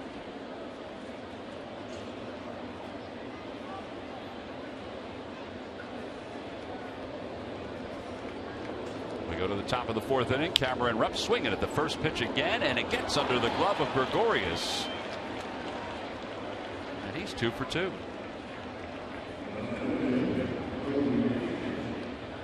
Matt, can he be an everyday catcher? And I ask you that because obviously we're in a transitional period. I know he could be a backup catcher. Can he be an everyday catcher? That's a tough question. I'd have to see more of him. How he gets out of slumps, stuff like that? Right. I mean, things are going well right now. He's at 272. It's just hard to. That's a tough question when you ask people. And again through the hole, this time on the right side. Rupp to second. He'll hold up there. Cody Ashe, Cameron Rupp, a combined 4 for 4 in this ball game.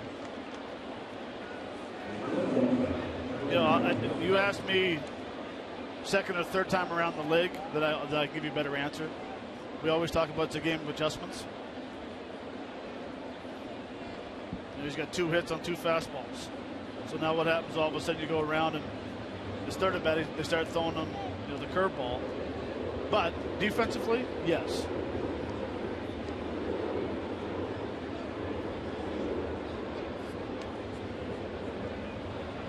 There's Capuano warming up again. What are you thinking here with Galvis with runners on first and second? Now you do have a catcher at second base, so. Right. And usually in an American League game you don't play for a sacrifice bunt, but I think in this situation you do. You want to get second, third. You want to get some guys in scoring position. You need to add on. If you're going to play small ball, you have to bunt here. Corners are in for the Yankees. And you have to bunt it to third base. Freddie fly to center his first time up. He does bunt toward third, and it is rolling and staying fair. It'll be a base hit. The bases will be loaded.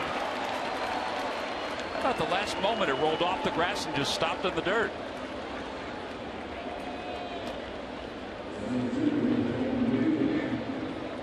So the bases are now loaded for Ben Revere. Well, this is a perfect bunt. This is the one where you think it's either going to go fair or foul.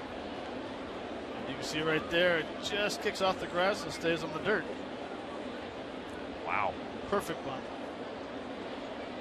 Couldn't do that again in 20 tries. Nope, not even close. Cameron likes it. Sure does. He said, hey, I don't even have to rush over to third on that.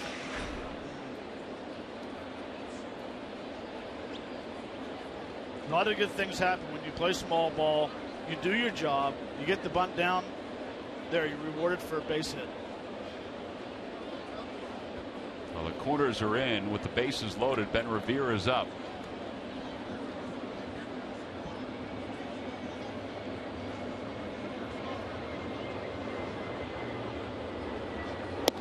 Inside, 1 ball, no strikes.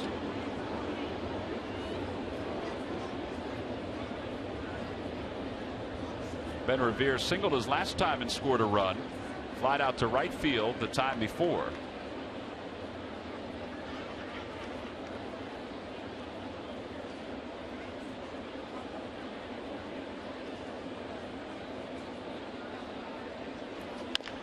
To first. They'll have a play at the plate. There's one, and that's it.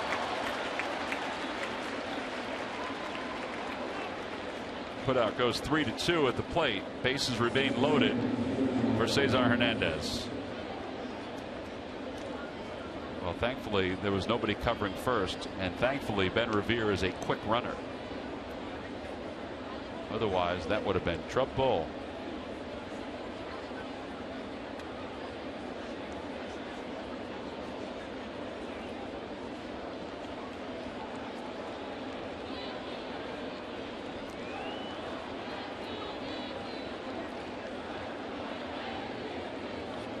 Swing and a miss. Cesar Hernandez walked his last time up, grounded out to short the time before. He's got Ashe over at third base, Galvis at second, Revere at first.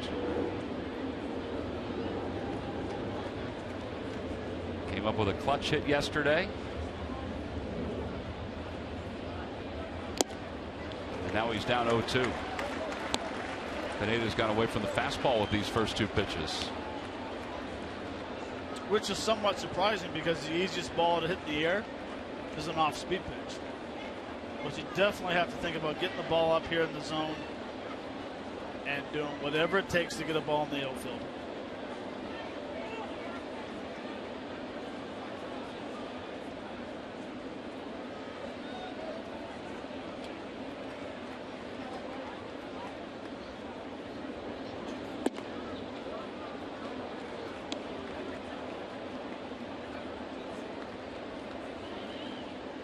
What do you think? Set up pitch for a slider? I was thinking the same thing. See the signs 3-1-3.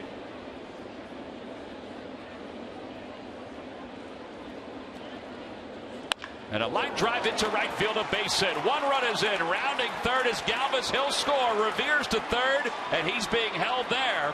It's a 2-run double for Cesar Hernandez, and the Phillies now lead it 6-2.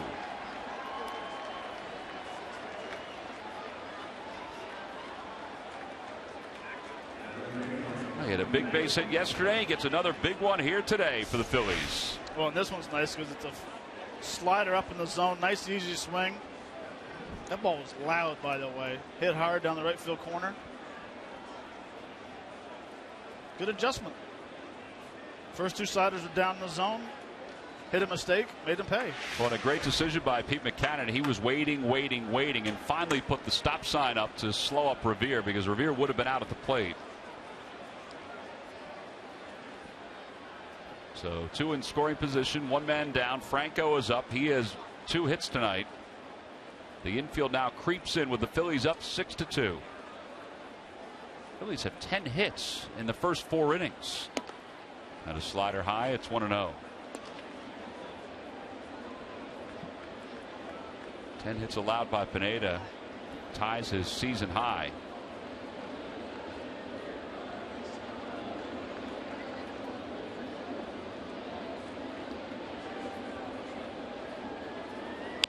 Chopper foul.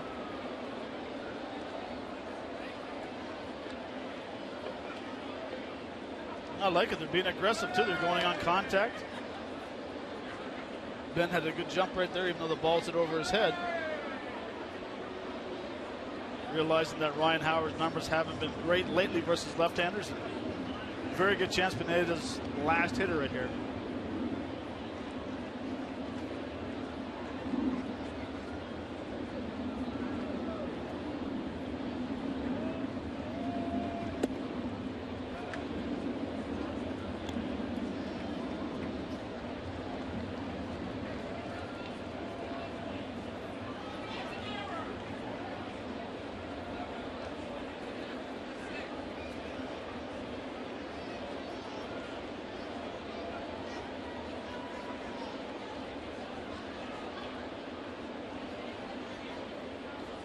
And a base hit it to right center field. 2 more runs will score.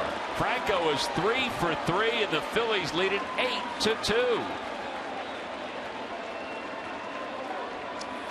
If I could roll back the clock a second, I would have said right there, stay on this fastball and hit it to right center. How about his hits tonight? You should always say what you're thinking. Fastball out over the plate, little cutter. Does a nice job driving it to right center. Hits it off the end of the bat a little bit, but still big part of the field. Well, for Pineda, his night is done. Michael Franco will send him to an early shower. The Phillies have built a 6-run lead here at Yankee Stadium. Pitching change for the Yankees. We'll be back right after this.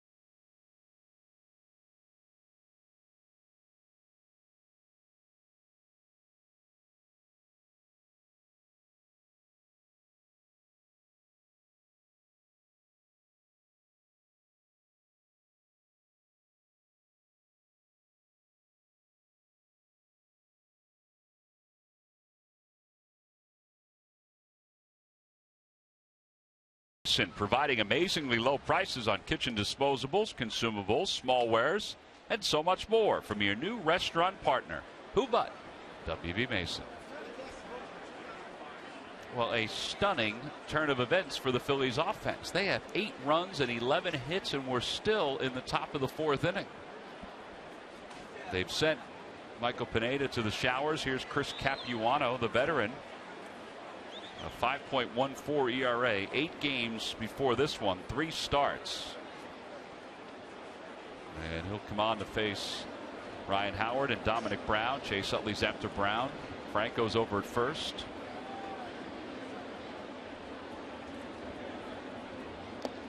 Check swing. Did he go? No. This is Alan Porter.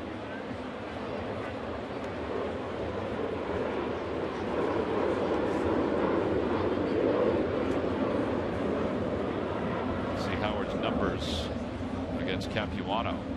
Well, Murph was talking about the road woes. Murph, what are you looking at? Yeah, sure. Put it on me. 22 runs in the last 12 losses. The Phillies have 8 runs here tonight. Man, couple that with what they did yesterday. 17 runs in the last 2 days. Break up the Phils. Just doing my part, Tom. throw over to first. Franco is back. Seriously, guys, I mean, what about Maikel Franco? I mean, you know, we've all sat here and watched it. He's hitting 309. I mean, Murph, Matt, I mean, this kid is coming of age right before our very eyes. I know I've said it over and over. Confidence and opportunity. Man. Making adjustments. Howard waves at it. It's 1-2. Yeah, Tom, I think the same thing. You know, and we've mentioned this before on the air. It's the guy that we saw at the end of last year and then in previous spring training is not the same guy that we're watching right now. And I think most of that is that confidence level. The fact that he believes he belongs at the big league level with these guys, playing with these guys every day. He certainly is acting that way, and I think it's you know, kind of translating into his game of play. Howard strikes out. There are 2 outs. Well, I think everybody knows just from our conversations about him, he's refreshing on so many levels. He is, and for him, it's very nice coming to the ballpark every day, not even looking at the lineup if you're going to play. Since he's been called up, has he sat a game? He's played every game since he's been called up, right? If he sat once, it was early. Right. He doesn't have to look at the lineup, maybe unless if he's hitting third, fourth, fifth, or whatever it is. And that plays a lot for a hitter. Dominic Brown takes a strike. It's 0-1. Dominic is 0 for 2. He's flat out. He's hit into a strange double play. With a 6-3, 4-6? Yeah. It's strange only because of the number of numbers we threw in there.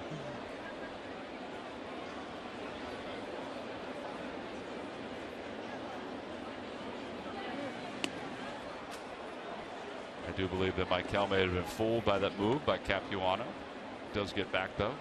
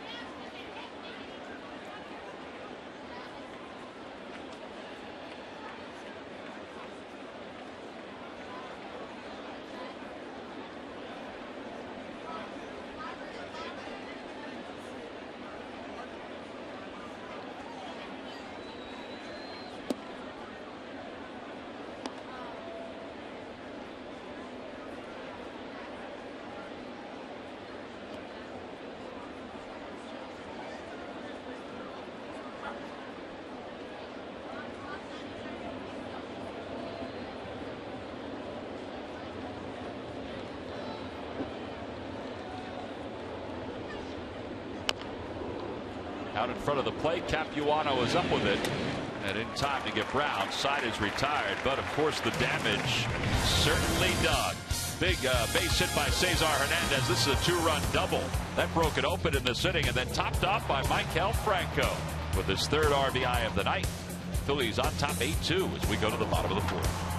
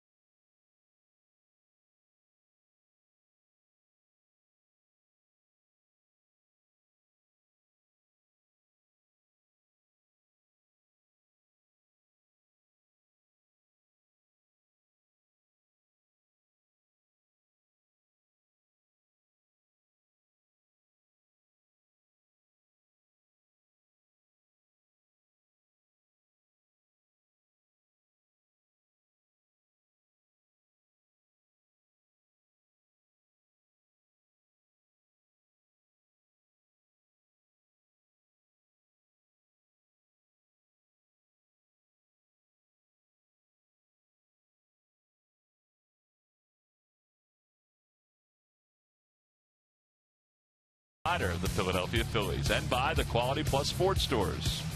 Go further.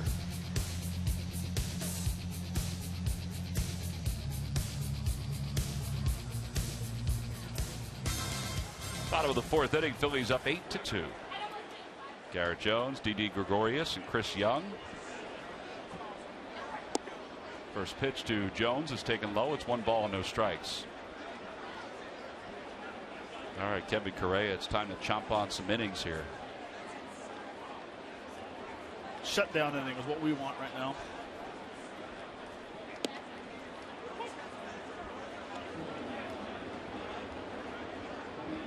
It still looks like he's trying to get that right shoulder loose a little bit. Well, and velocity doesn't dictate a lot of it, but he is a little lower than usual. We said his average is, what did we say, 88.4. Yeah. But we haven't seen many 90 or 91s. And we don't see a lot of them, but we usually see some.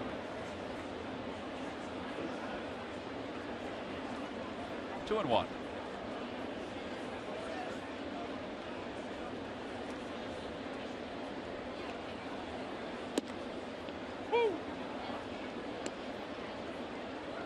But what we have seen a lot tonight from Kevin is a lot of fastballs. He hasn't thrown a whole lot of curveballs, seen a few changeups.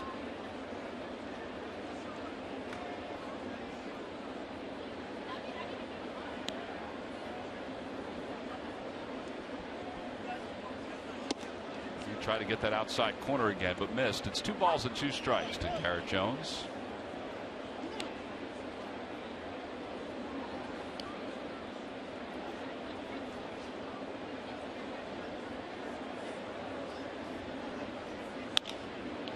The end of the bat out toward left center field, and Revere circles in.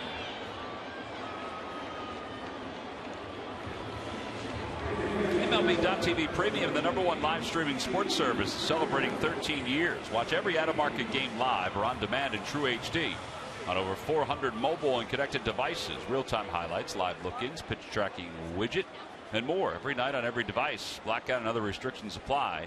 Visit MLB.TV for details.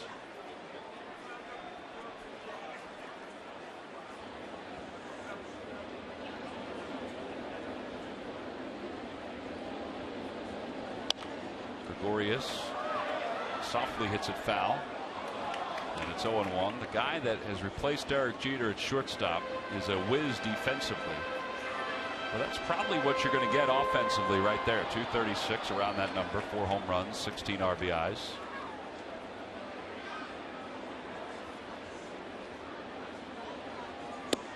A lot of speculation in the offseason. Who's going to take over for Derek Jeter? Will it be Stephen Drew? He was here last year. Will it be Jimmy Rollins? His name was talked about in trades. Would it be Troy Tulowitzki? His name was talked about in trades. Matt, if you had Didi Gregorius as your replacement, then you would have been a winner. I would have. I would have changed his last name so I could say it.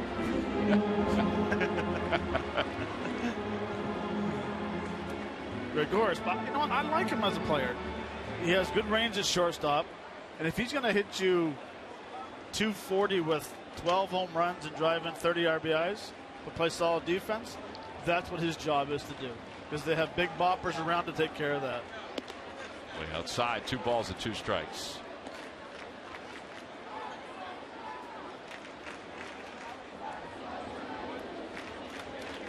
Chris Young is on deck.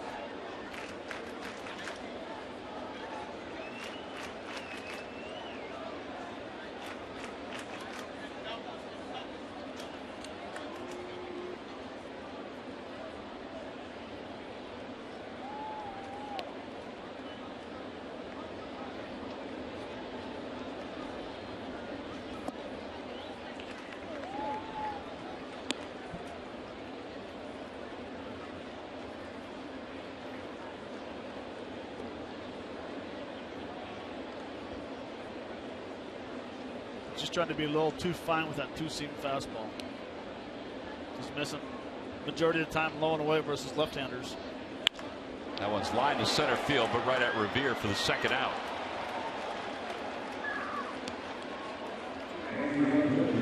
All right, so he's run the count deep to the last 2 hitters, but he's got 1 fly ball, 1 line drive to center. All he wants now, he just needs to count down outs at this point, up 8-2. We're only in the 4th inning, but he wants to go as deep as he possibly can. Chris Young fly to Ashe in left field. Ashe has 4 putouts out in left field tonight.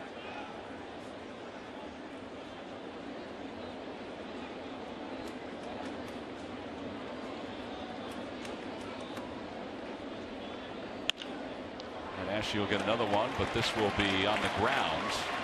And Chris Young is aboard with a 2-out single.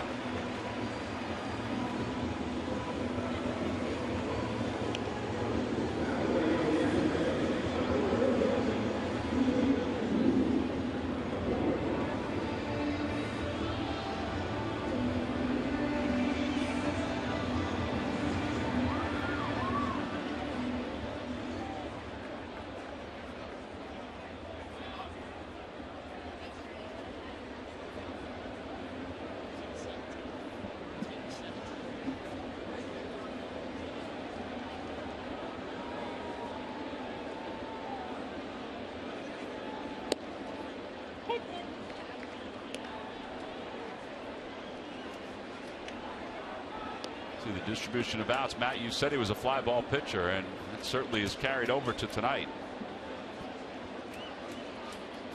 Fortunately for him, the fly balls have gone to center and lefts. Dominic Brown hasn't really had a whole lot out in right field. Way upstairs, 1 ball, 1 strike.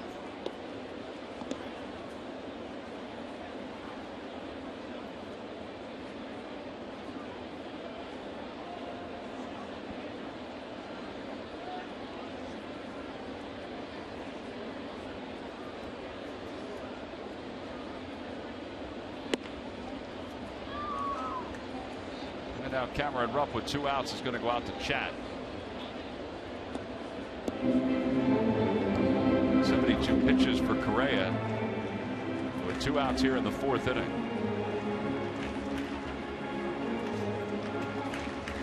Well, you can tell a starting pitcher all you want. He's got a comfortable lead. You just need to throw strikes, but then going out and executing it isn't always the easiest thing. That's why as a hitter and a pitcher you always think it's a 1-0 game. Take that approach.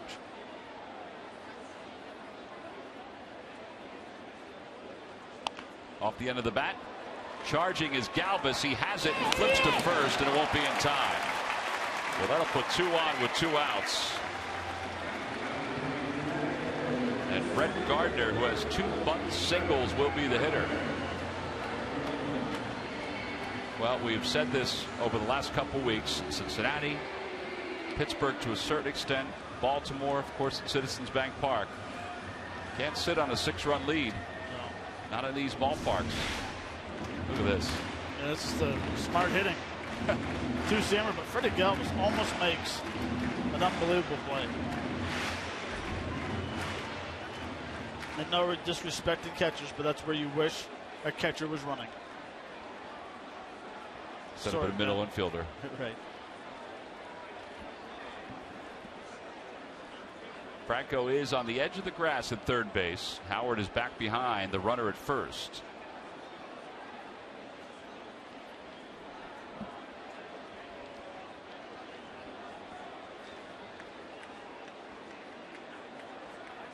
Phillies got 5 2/3 yesterday from Adam Morgan in his major league debut. Trying to get a tad more from Correa here tonight. Outside corner. That is a pitcher's pitch, and the Phils will take it. 0-1.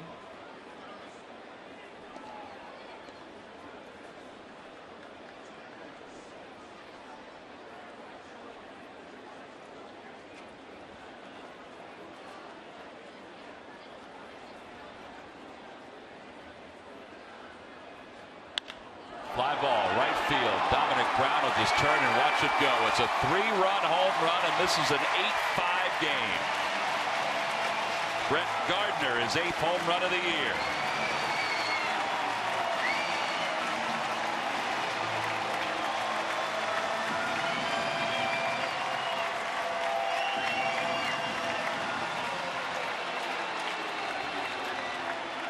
Well, short porch or not, that ball was smoked to right center field. Well, that was into the bleachers. It does carry here. Well, and it carries also when you get an 84-mile-an-hour changeup just above the belt. Nice easy swing, and Gardner's got 8 home runs. Yep. He has good power. Well, he's 3 for 3 tonight. A high changeup. He knew it. Before he even hit it, he knew it. So this game is now a 3-run ball game. And Chase Headley 1 for 2.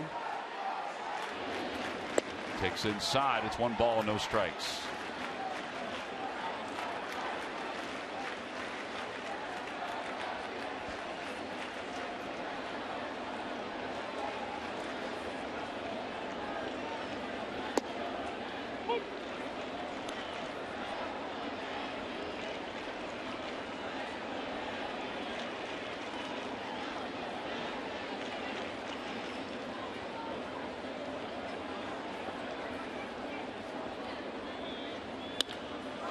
Drive caught by Hernandez in shallow right field, and the side is retired. But 3 runs scored on a 3-run home run by Brett Gardner. We'll go to the 5th inning. Phillies lead the Yankees 8-5.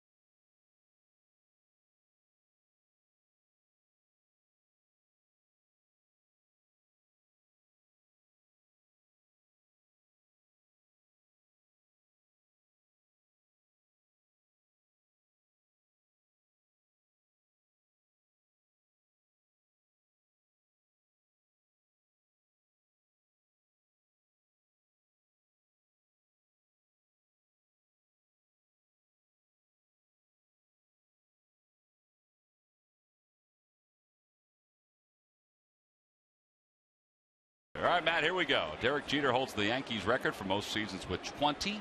Who is number 2? The gentleman I was 2 for 19 versus Mariano Rivera. 2 for 19. Yep. All right. 5 strikeouts. How many bats? Did you lose a lot of bats? A lot of broken thumbs. Log back on to Phillies.com to find out if you're the winner of a Phillies prize pack. That is indeed the correct answer. Time away hasn't hurt you at all. Chase Utley takes a strike. It's 0-1. Utley is grounded out to short. He's fly to left, facing Chris Capuano for the first time. Michael Pineda lasted 3 1/3, allowed 11 hits and 8 runs. But this is a ball game again. It's a 3-run Phillies lead. Thanks to that guy right there, who's 3 for 3. I like him better when he was bunting. Seriously.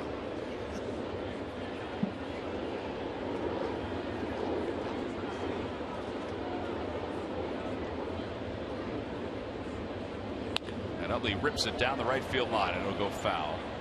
Just foul.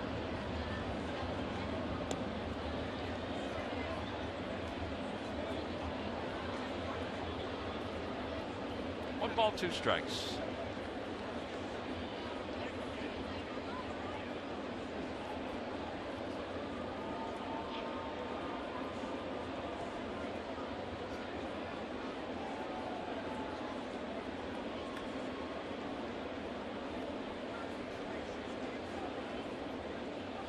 And Utley's been hit by a pitch with 2 strikes.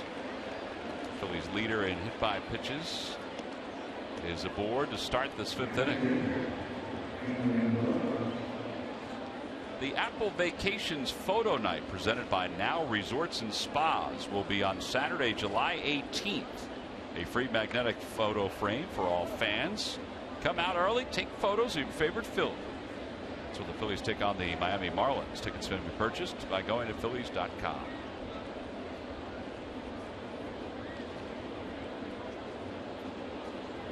Young man looks like he's giving some signs. Cameron Rupp, check swing, foul ball. They finally throw him something soft. He's 2 for 2 today. A single to right, a single to left.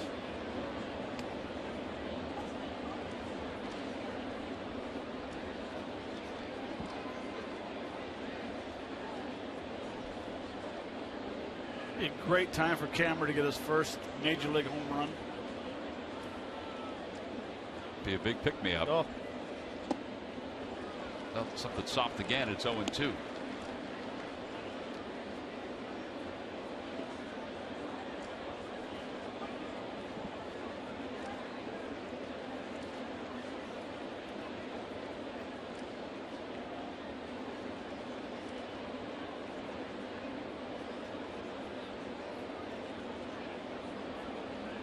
The season high was 14 in the minor leagues. Inside 1-2. Boy, the Phillies would take that, wouldn't they? 14 home runs. See, Diekman was sitting up in the pen. I think the Phillies would take 1 right now.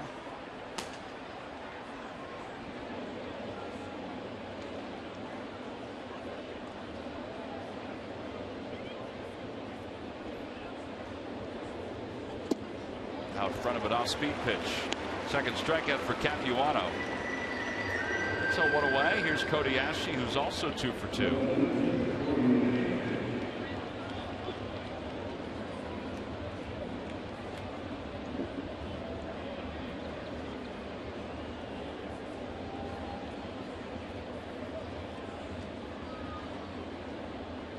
Ashley's singles both went to right field. He scored a run after his last single. That was in the 4th.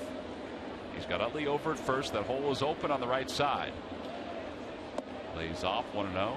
And you want to talk about a different pitcher between Pineda and Capuano and Styles.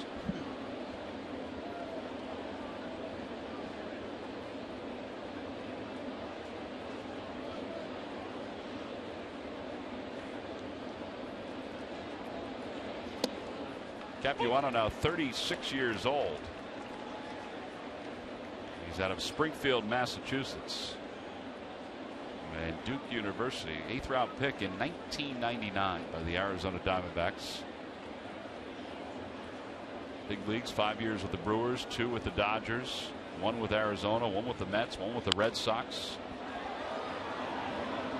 and 2 years with the Yankees.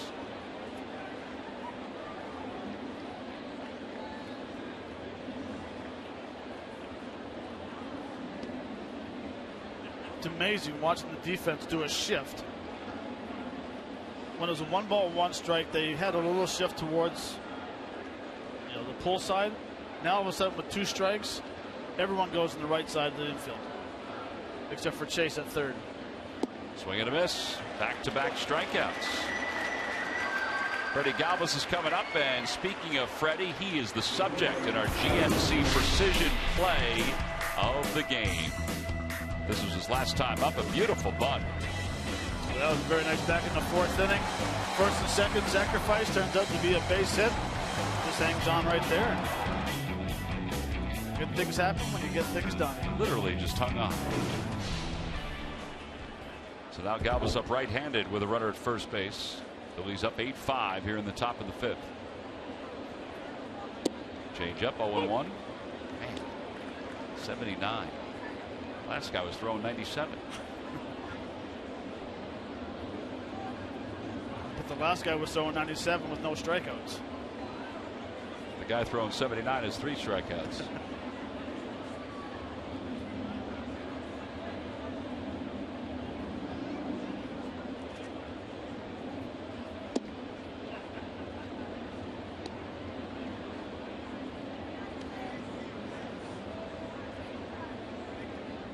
Capuano's career high in wins was 18 back in 2005 when he pitched for the Brewers. He wound up being an all-star the next year, but he won only 11. Had a good first half.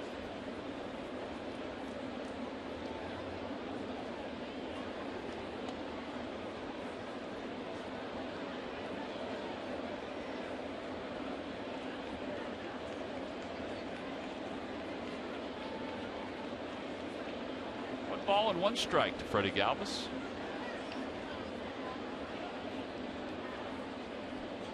And a liner out toward left field, right at Chris Young, who makes the catch. Galvis hit it right on the nose. Side is retired, no runs, no hits, and 1 man left for the Phillies. We'll go to the bottom of the 5th inning. The Phillies lead it by 3 over the Yankees.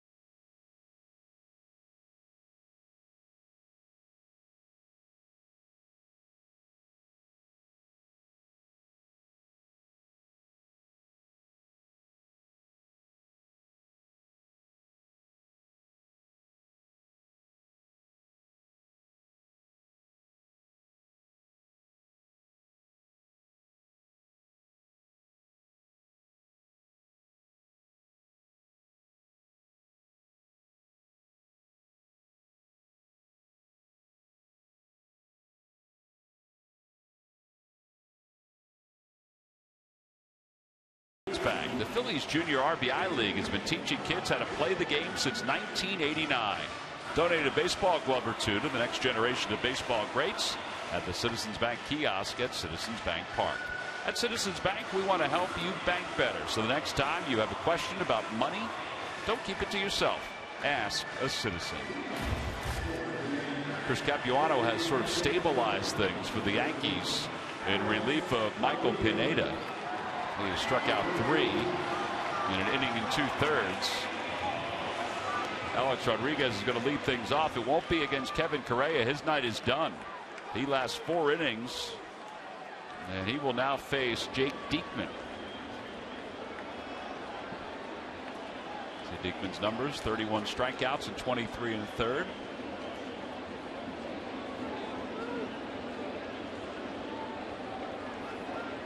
No fooling around when you have only 7 wins on the road. You got a victory in your sights. You're not going to keep your starter out there too long when he gives up 8 hits and 5 runs in 4. First pitch is outside. It's 1-0. I think Rhino gave him a pretty good sized leash, honestly. I think so too. Outside again, 2-0. Now it's a battle of the bullpens. Yeah, the Yankees have a bullpen that has featured 19 different relief pitchers this year. I say that because there are 2 that were brought up today. They've had 9 guys make their major league debut this year. 3 in the same day. It's amazing. They have them work and then they send them right out. Oh man, where was that? Ball 4. A-Rod draws a walk. So lead off walk here in the 5th. Later tonight, a conversation with first-round draft pick Cornelius Randolph. Plus, find out who could be part of a dynamite top of the order in the near future. Phillies Clubhouse presented by Mercedes-Benz tonight at 11 right here on Comcast Sportsnet.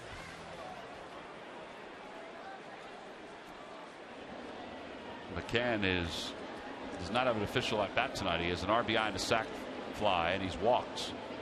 And he takes strike one. It's 0-1. I had a chat with Tony Pena earlier during batting practice, and he said something that he has seen for the first time in his career as a player, manager, and as a coach. What's that? Earlier this year, they called up 3 guys at the same time and sent 3 guys out at the same time. He's never seen that before, where they call 3 guys up and send 3 guys out on the same day.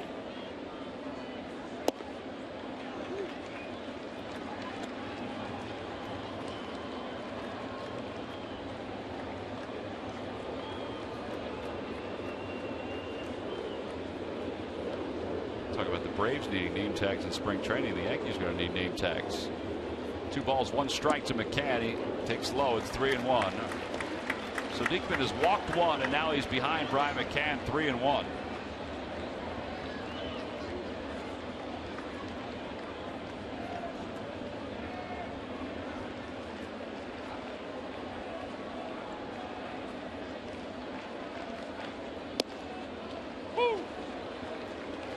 Wow. Took a 3-1 fastball right down the heart of the plate.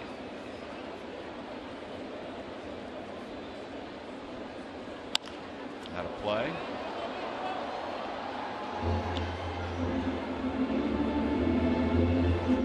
He either thought very confident in himself of hitting with 3 balls, 2 strikes, or there's no way Diekman could throw 2 strikes in a row.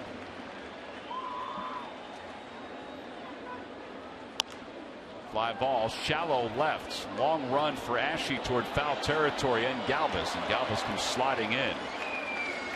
Out of the reach of everyone. They're playing McCann to pull. So Freddie had a lot of real estate to cover. But it remains 3 balls and 2 strikes.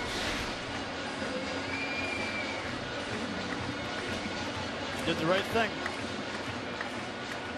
He did have a long run, too. Solitaire, time to pull the parachute. Time to slide.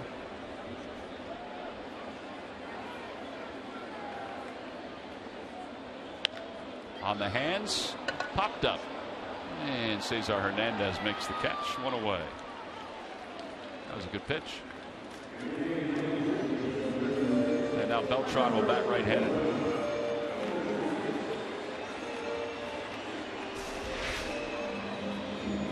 Very good location. 2-seamer inside. Jams him.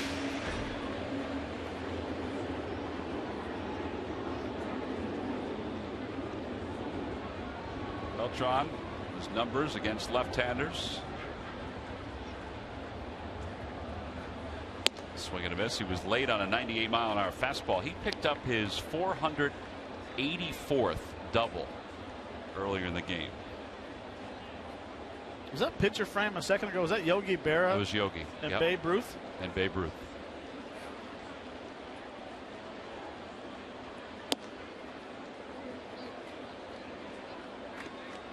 You want it for your wall? There it is. That's awesome. I wonder if that was the Babe's last appearance at Old Yankee Stadium. Up high, 2-1. He had throat cancer. That's what cost him his life, and he lost a lot of weight before the end. And he looks pretty thin in that photo with Yogi.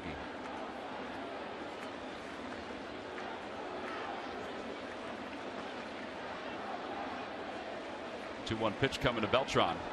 And a liner out toward the gap in left center field. Well, that's going to be another extra base hit. Rodriguez doesn't run all that well. He's on his way to third. They'll put the stop sign up. But Beltran has 2 doubles here tonight. And the Yankees have second and third with 1 out.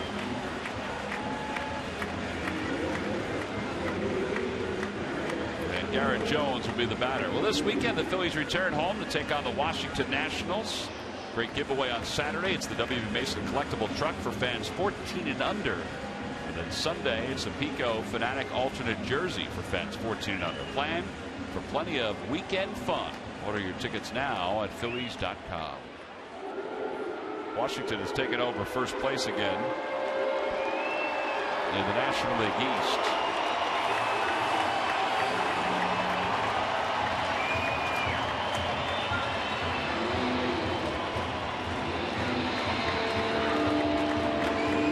Quick visit from Bob McClure to Jake Diekman.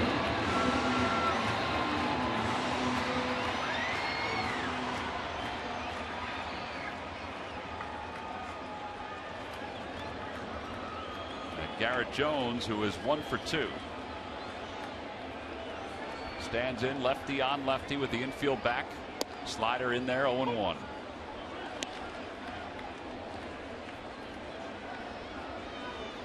Tells you that Teixeira has not recovered from the stiff neck that cost him the start of this ball game. This could be a spot for him with a lefty on the mound. And it just shows you how important that Teixeira is to the lineup, being a switch hitter.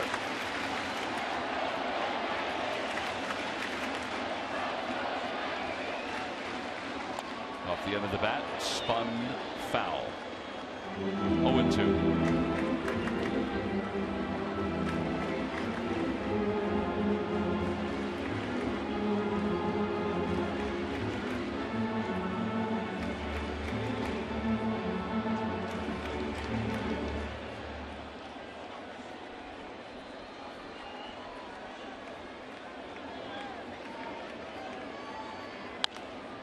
Popped him up.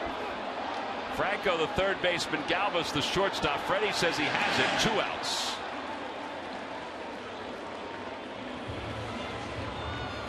And now Jake Diekman just needs to get D.D. Gregorius, another left-handed batter, to get out of this 5th inning.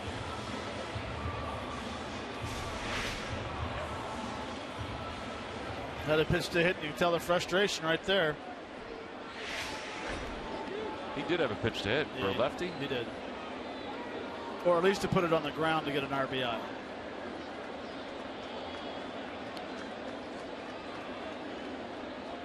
Gregorius 0 for 2. Swing and a miss. Nasty slider from Diekman.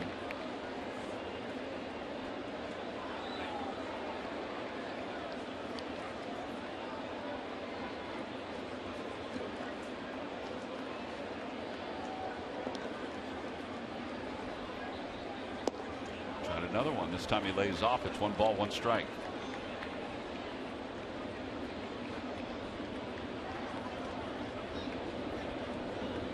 I think the plan was to get Diekman through 2 innings. Now they just want to let him get through this 5th inning and then go from there. About to throw his 22nd pitch of the inning.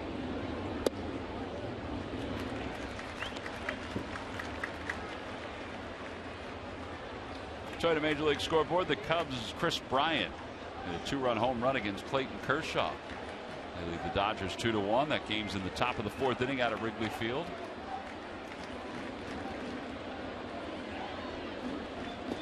Tried to check. He went around. It's 2-2.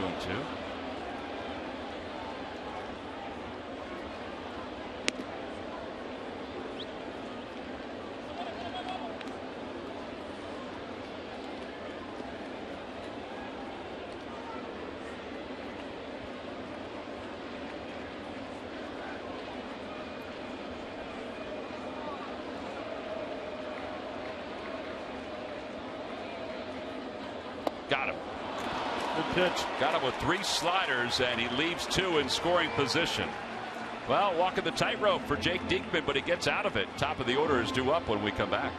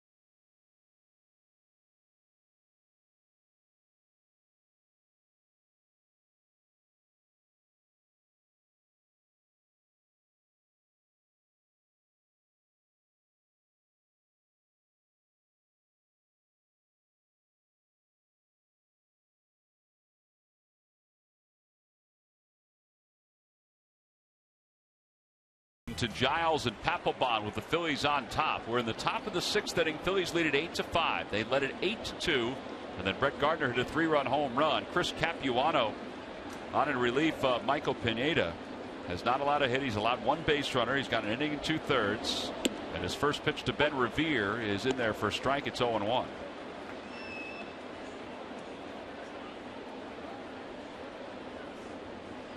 Ben Revere has scored 2 runs tonight. He's now scored 36 on the year.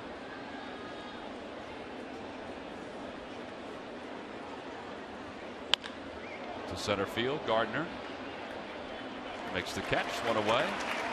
Let's check in with Greg Murphy with our cold hard fact. Murph. All right, thank you very much, Tom. Well, it is tonight's 8 runs versus the Yankee ties to Phillies road high this season. They also scored 8 on the road against Washington back on May 23rd. They hadn't scored, as you mentioned, Tom, more than 4 in any of the previous 12 games during this 12-game losing streak on the road. The last time they scored more than 8 on the road, well, you have to go back to last September against the Washington Nationals. They scored 9 in that game. So perhaps they'll eclipse that mark before it's all said and done. That's our Coors Light cold hard fact. Well, Cesar Hernandez is certainly helping the cause. He's got a 2-run double, and now he's got a single with 1 out here. First hit off Capuano.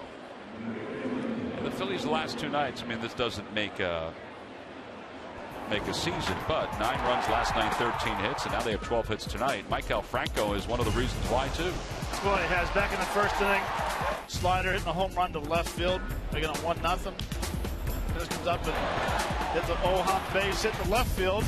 Then goes up his 3rd time and hits a 2-run single to the right center to score 2 there. So he had a very good night, seeing the ball well. Keep it going.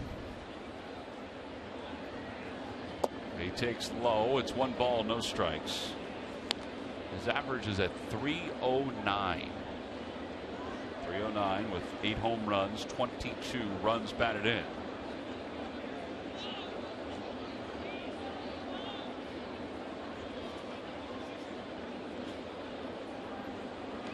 In the dirt. Nice play by McCann. Man, how did that not hit Michael Franco? I don't know, but how do you catch it? This is way out in front of home plate. Quick feet. Good hands.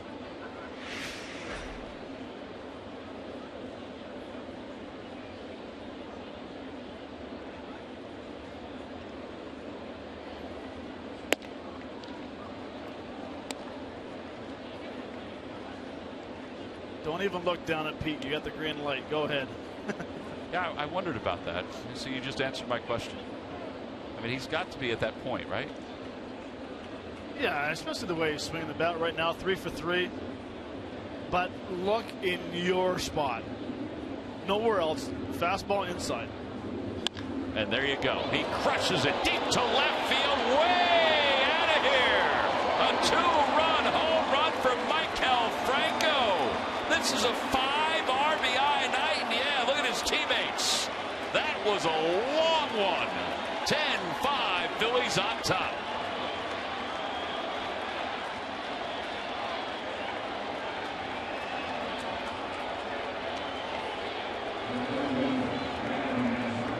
Not real sure what they were thinking. Silly. Did you see a fastball inside and just... That's what you call backlegging it right there. The loud, the distance. Man, that's how you hit a 3-0 pitch right there. First 2-home run game of his career. It will not be his last.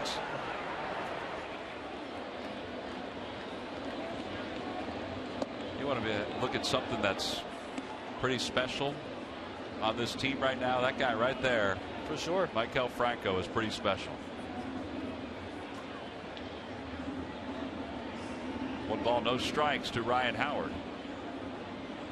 And 1-1. I mean, they went changeup away. I don't even know what the ball in the dirt was. Fastball up and away. Then all of a sudden they come back with a 3-0 cookie inner half. I'm glad he did. Yeah. That's hit sharply out in the shallow right field. Stephen Drew throws out Howard. 2 outs. What do you think mean, that's over 400, but how far? Easily. That's probably 430. Yeah. It's tough to tell because it's not deep in left center field, but you know it goes out to 399, so it went over the State Farm sign. That home run there was hit farther than the ones he hit at our place. I would agree with you on that. Yeah. Dominic Brown, 0 for 3. By the way, don't discount the outfield assist for Dominic Brown earlier in the ball game. The Yankees had scored 2 in that first inning, and Brown threw out Beltran trying to score a third. Now Brown lines one out toward right center field. It is off the top of the wall. Dominic on his way to second, and he is there sliding.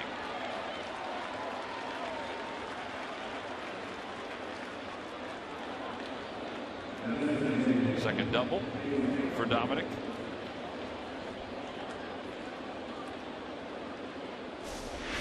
This is a rocket. Finish high, ball down low. Right off the Gatorade G. Dominic Brown's been running very well, by the way. He got to second base very nicely, very easily. Well, he was stealing all kinds of bags down in the minor leagues. There's Diego Marino. Phillies are now 5 for 8 with runners in scoring position in this ball game. Drastic turn of events over the last couple of days.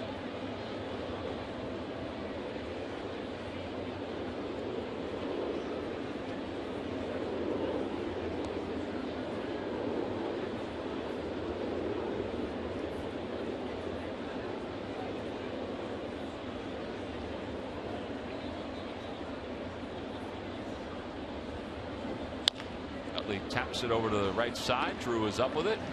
Side is retired. 2 runs, 3 hits for the Phils. They leave 1 in scoring position. A little bit of a laser show going on for Michael Franco here tonight. A 3-0 green light, and he hammered this one over 400 feet to left center field. The Phillies have cushioned their lead. They're up 10-5.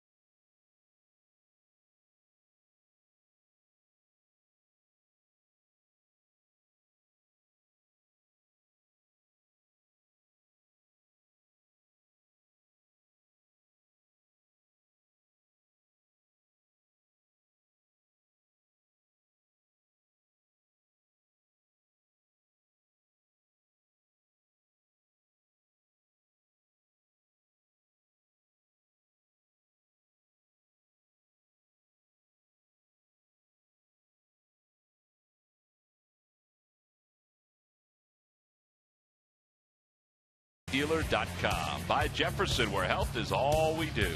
Call 1-800-JEF now or visit jefferson.edu. And buy your Delaware Valley Honda dealers. Hurry to your local Del Val Honda dealer or visit DelValHondaDealers.com today. Michael Franco has 5 RBIs tonight, 2 home runs. He's helped the Phils to a 10-5 lead. And now Jake Diekman back to work as we go to the bottom of the 6th inning. And he'll face Chris Young, Stephen Drew, and the top of the Yankees order. Ball's hit hard. Diving stop. Franco. Have a night, Michael. Whoa, in time to get Chris Young.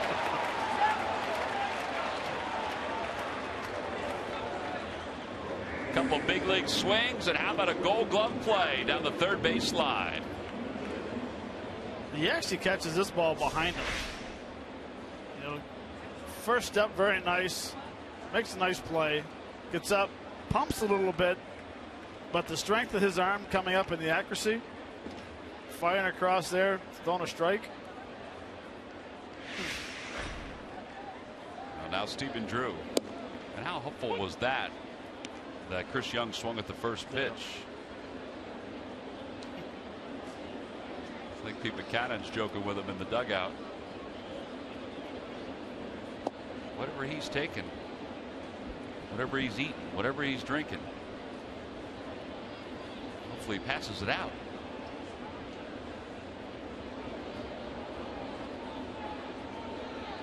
One ball, one strike. Outside, 2-1.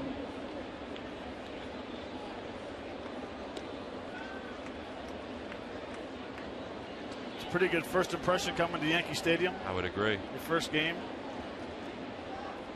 Yankees yesterday got batted around by the Tigers. 22 runs last 2 games allowed by the Yanks. Phillies have scored 19 runs the last 2 games. 3 balls, 1 strike to Drew.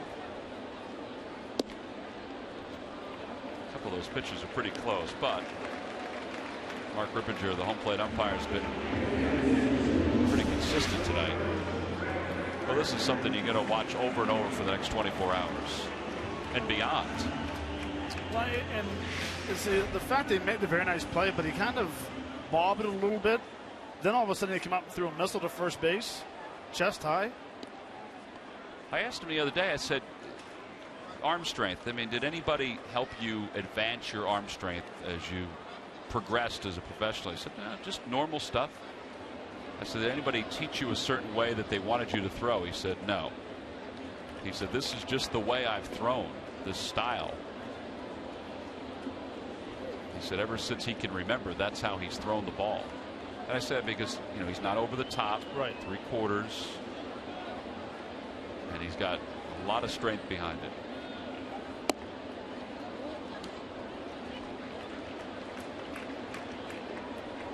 Two and 0.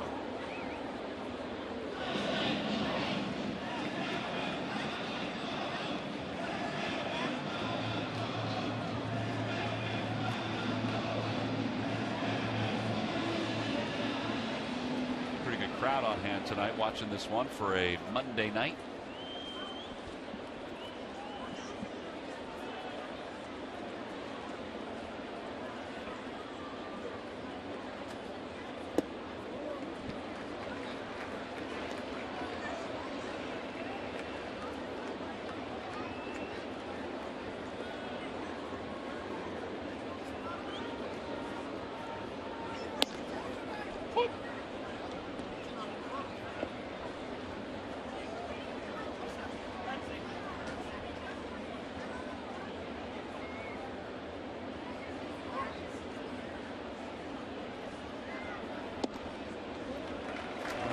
Back-to-back hitters here.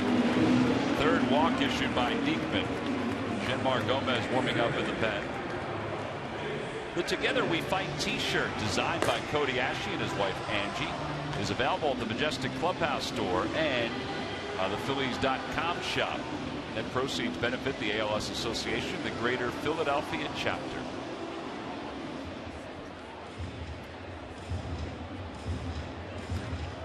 Great job by Cody. I know he and Angie are very proud of that. I think everybody's proud of Cody for spearheading the efforts to help raise money beyond the Phillies Festival and everything else that is going on in the city of Philadelphia to fight ALS. Bob McClure heading out to the mound to talk to Diekman with Chase Headley coming up. Buying some time. Araujo starting to throw in the pen also for the Phils.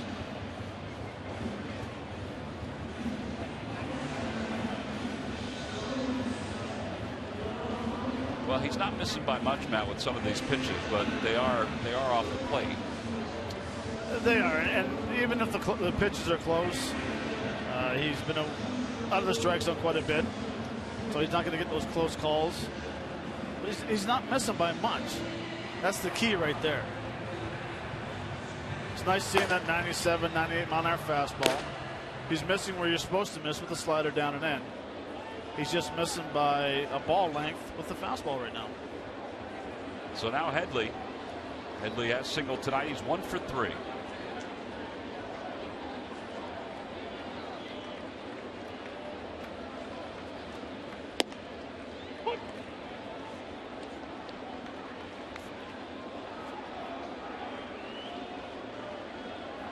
He works ahead. Phillies set up to try to turn 2. Really, they just want to get it out here. Up 10-5 in the bottom of the 6th. Off the hands, 0-2. All right, now we can work this a little differently than the other hitters because he's had no balls, 2 strikes. And you know, we talk about first pitch strikes, how important it is. For Diekman, it's very important because he usually doesn't throw sliders for strikes. Doesn't pound the strike zone with fastballs. Other guys have 3 or 4 pitches where they can get back even with the count. First pitch for Diekman is so impressive, important. See, there you go. Perfect. Picks up a strikeout after getting ahead 0-2. He fires the slider. Second strikeout for Diekman. And 2 away for Alex Rodriguez now. No, and this is too close for a right-hander with 2 strikes. It's a very good slider. You know, is he going to stay in the strike zone or is it going to drop out of the strike zone? So you have to swing at it. That's why it's so important. I know for pitchers, but for Diekman, first pitch strikes. Alex Rodriguez walked his last time. He's 0 for 2.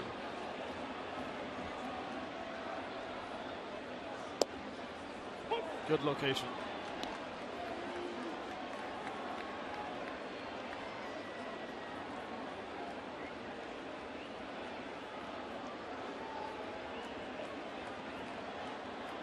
Do it again. Fastball again. A-Rod's he guesses a lot when he's hitting. And he decides to go with the slider, and it was a little too far outside, and now they'll talk about it.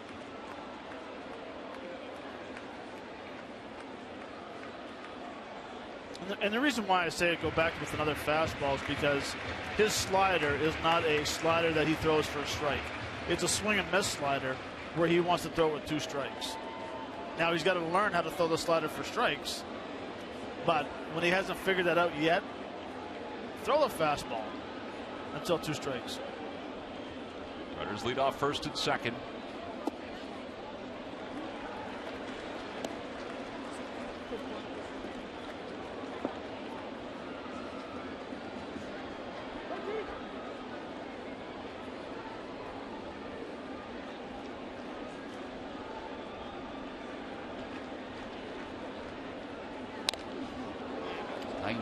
On that fastball from Diekman. And I will tell you this, that when we were in Cincinnati and I talked to Joey Votto and Jay Bruce about Diekman, I said, is he tipping his pitches? They said no. He's a one-dimensional pitcher. He throws a fastball because he cannot throw a slider for a strike. Until he gets 2 strikes on him, that's when it becomes very hard because you can't lay off the slider. Otherwise, you just lay off until there's 2 strikes. Right. You're sitting fastball every pitch until you get 2 strikes. Then you have to react. Well, how do you counter that? Is there? I mean, do you come up with another pitch, or is there just throw strikes early on? He's got to learn how to throw sliders for strikes. We've seen Diekman mess around a little bit with the changeup. 2-2 pitch. Outside, 3-2.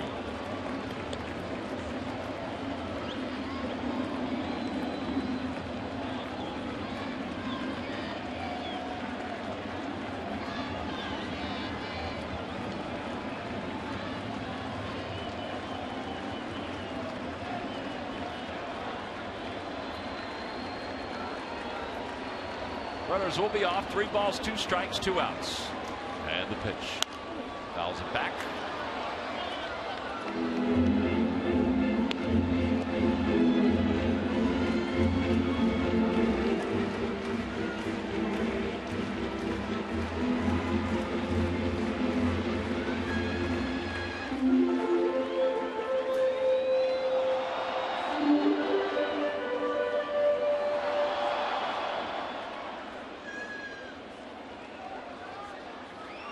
What a great time for a slider if he had the confidence in throwing it.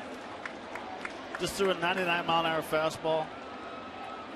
Fastball swung on and missed it. 99 again, and the side is retired. 2 strikeouts in the inning for Jake Diekman. 3 overall. Second straight inning, the Yankees leave 2. We'll head to the top of the 7th here in New York.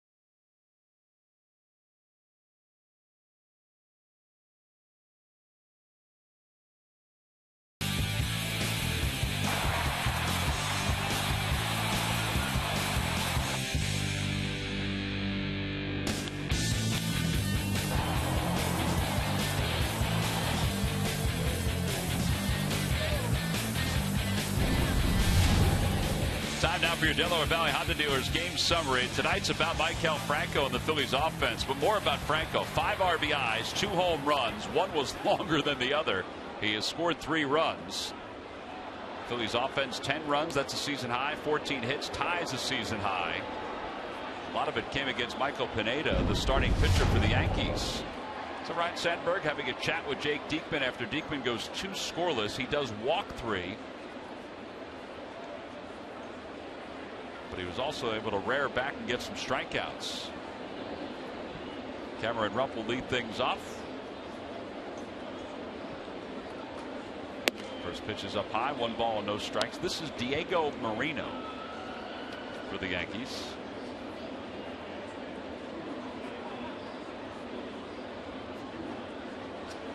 Rupp is 2 for 3, 2 singles, a strikeout.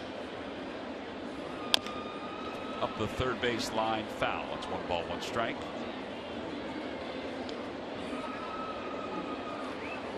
Numbers in Scranton Wilkes-Barre.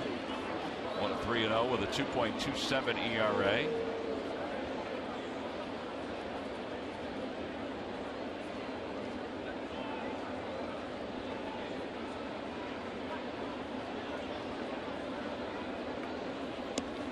Inside, it got him.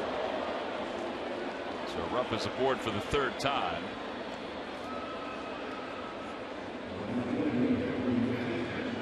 Moreno's been in the minor leagues for 8 years.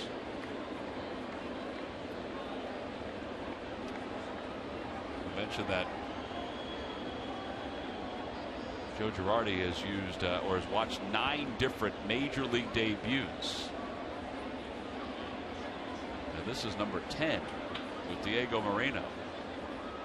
6'1", 180 pounds. Cody Ashe's the batter, and Ashe hits it foul down the left field line over the target. No balls, 1 strike.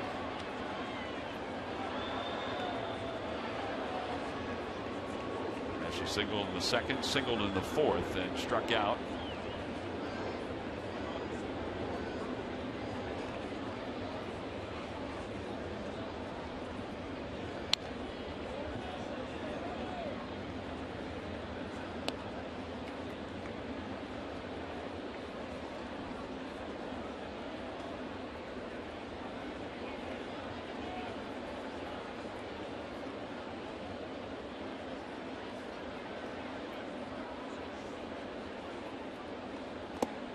as she struck out. So one away.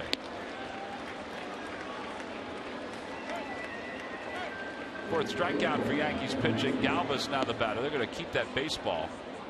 First major league strikeout for Moreno.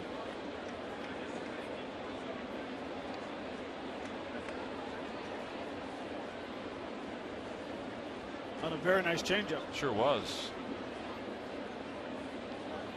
Guy throwing 97, 98 miles an hour, then being able to throw a 90-mile-an-hour changeup down the zone.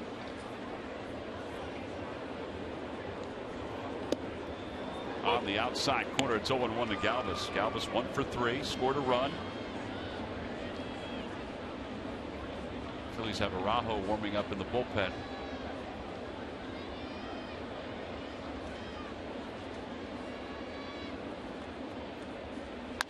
And a base hit to right field for Galvis. Rupp will stop at second. And the Phils with runners on first and second with one man down. It's the most hits in a game this year for the Phillies. Number 15. They got to get there at some point, right? We're not done yet, Tom. Keep adding on. And that is the key. You made the point earlier in this ballpark. You get an opportunity, you need to keep on adding on.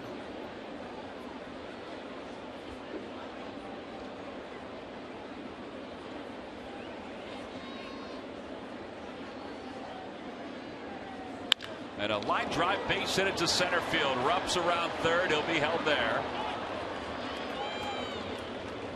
And the bases are now loaded. For Ben Revere, that's 2 hits tonight.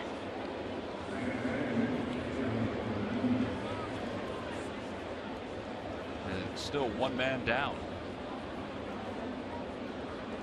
And another big spot for Hernandez. Well, that, and we're going to have to start looking at some things here because Franco could have a chance to get up with some runners on base in this inning.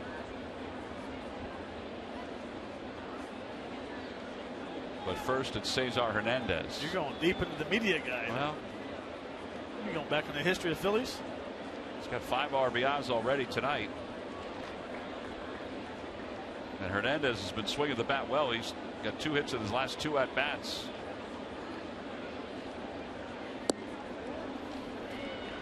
He was looking to clear the bases right there with that baby. 0-1.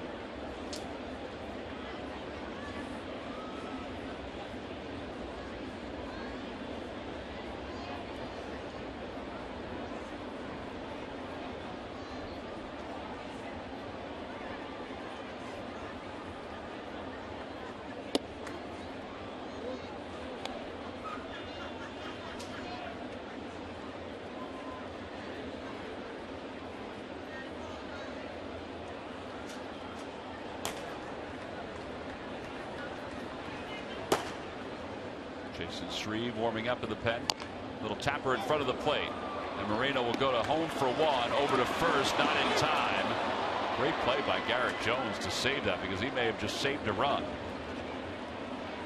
So the putout goes 1-2 at the plate. And now the bases remain loaded for Maikel Franco. 2 home runs tonight. 1 in the first and then 1 a mammoth shot his last time up in the 6th. And this one comes off a slider. Crosses the left field, and this one comes on a 3-0 fastball inside. And good night, Irene.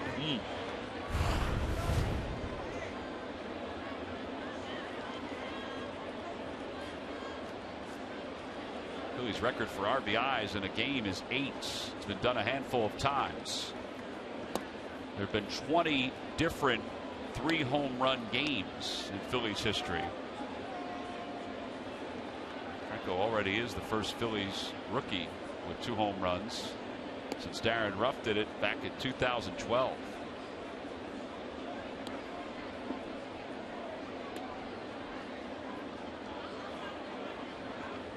One ball, no strikes.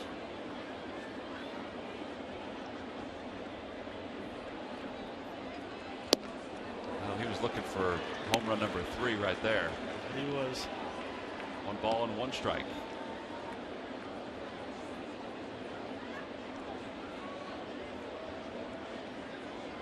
I would be shocked if you get a fastball anytime in this at bat.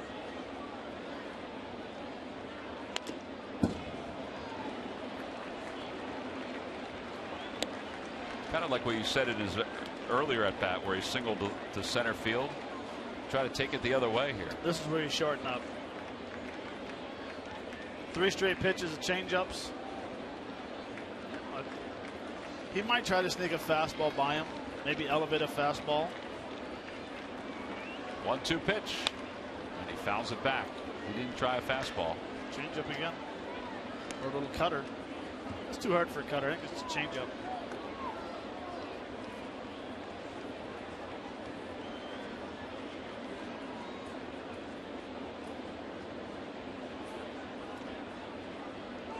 First Phillies rookie with 5 RBIs in a game since Ryan Howard back in 2005 against the Dodgers. Keep piling it on. With the bases loaded, the count 1 ball 2 strikes. And he pops it up. McCann off with the mask, back to the screen, out of room, and another chance for Michael Franco. 4 for 4 tonight. His average up to 314.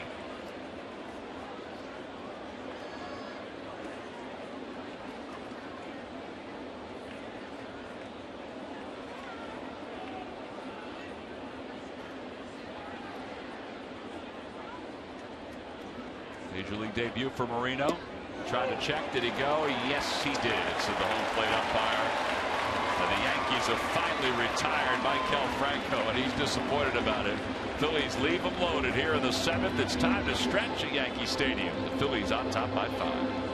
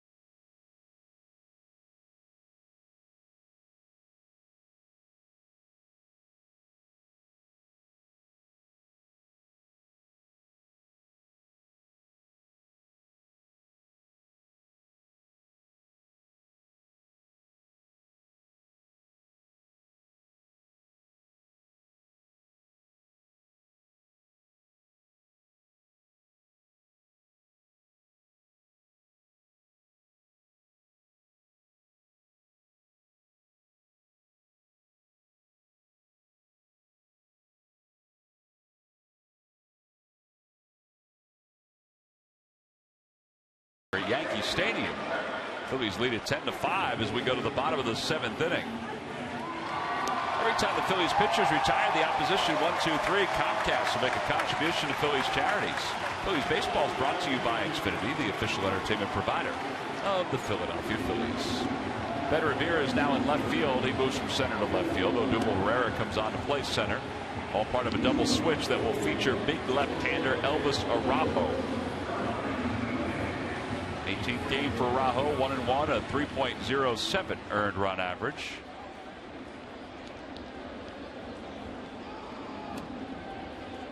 And he will face Brian McCann to start the bottom of the 7th. McCann has a sacrifice fly tonight. He's also popped out to second. Phillies lead it 10-5.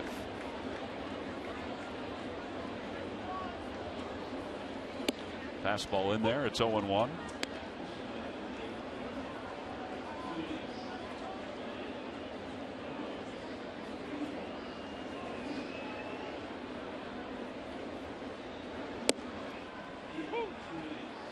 Two. By the way, you know, Herrera's coming in. This isn't a double switch for offense, obviously, because the pitcher doesn't bat. This is more for bettering the defense in the eyes of Ryan Sandberg. Although I have to say, Cody Ashley has done a really nice job out left field. He has. The only thing I would look at is that Ben Revere has more speed in left field. Correct, and it's a bigger left field. And left gap is 399. I would agree with that. And Herrera obviously has a lot of speed too. Can help out. 0-2 pitch. Inside, 1-2. He gets so regimented as saying double switch, but in the American League it's not needed. It's just a switch. Straight up switch. Yeah.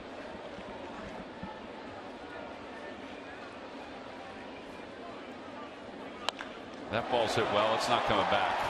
It's whether it goes into second deck or not, which it will. Now a 10-6 game. Yeah, Matt, you probably would have loved hitting this stadium over and over again.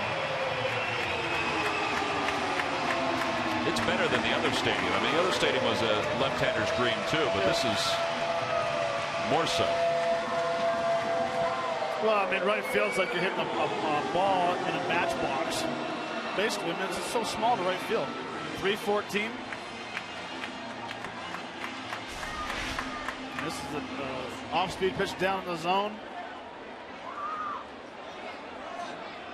Easy swing, easy home run. Beltran takes outside. It's 1-0. Beltran has 2 doubles tonight. He's 2 for 3. For McCann, it's his 11th home run.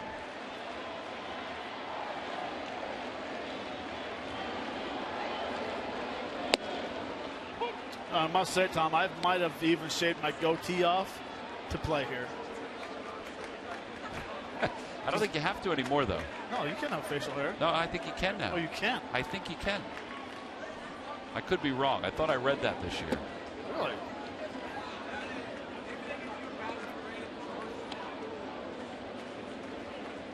Now I got to check.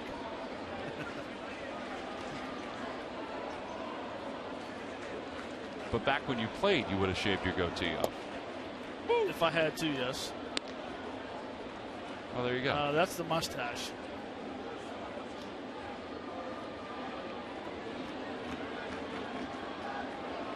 Brendan Ryan, one of the reserve infielders.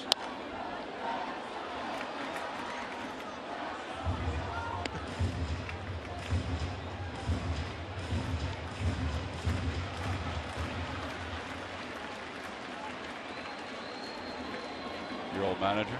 Tony. Little topper foul.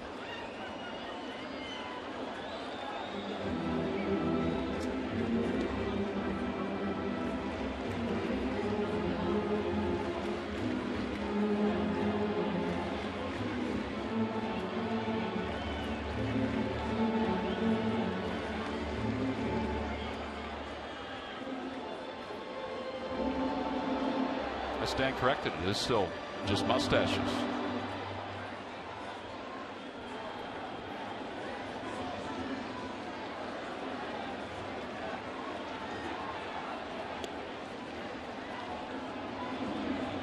Way outside, 3-2.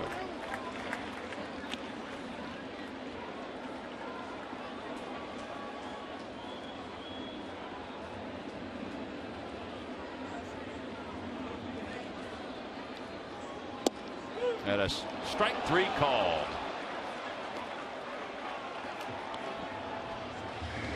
Beltran's down looking. Garrett Jones is due up. Let's check in with Murph with the Major League Notebook.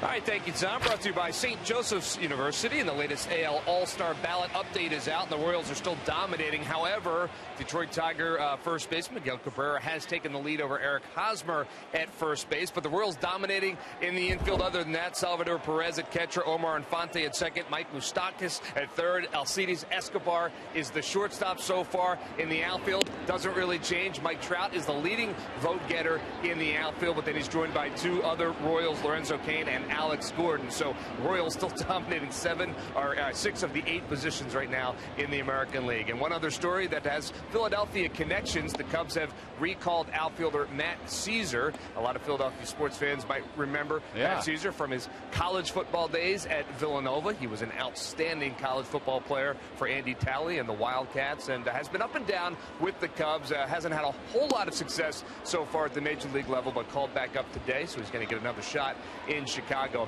I covered the teams that Matt Caesar was on when they were playing at a very high level, and man, did he play football. Had a chance to play both, chose baseball. Now he's headed to the big leagues again. Kind of along the same lines as Mark DeRosa, who played at Penn, was an outstanding quarterback, went on to play Major League Baseball. By the way, Murph, what's going on with the notebook down there? Well, yes, as you probably have noticed, I don't have the Major League notebook. We didn't make the trip to New York. I do have a Major League piece of paper, though, that I've written the notebook on. So we're just going to go with that tonight. So you brought my score sheets, but you forgot your book. That's right. Yeah, I had to put your score sheets in my bag. And well, so I appreciate it, Murph. Well, I hope St. Joseph's is okay with just the Major League piece of paper tonight. I'll make it up to them. Check swing, foul ball. Just call WB Mason. He'll be here tomorrow. Yeah, I need to do that. Yeah, it is before 11:30. It'll be here tomorrow at like 9 a.m. They're good that way, yes. Yeah. Major League piece of paper. Thanks for pointing it out, Tom. Well, 3. There's a pop-up out towards short. Galvis makes the catch. Now there are 2 outs. Can't go wrong.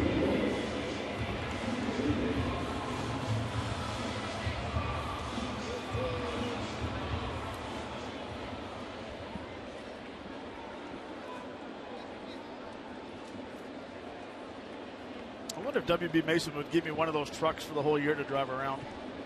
The delivery trucks? Yeah, I'd do it. I know you would. Gregorius checks his swing. It's 1 ball, no strikes. They just wrap your pickup truck with their logo.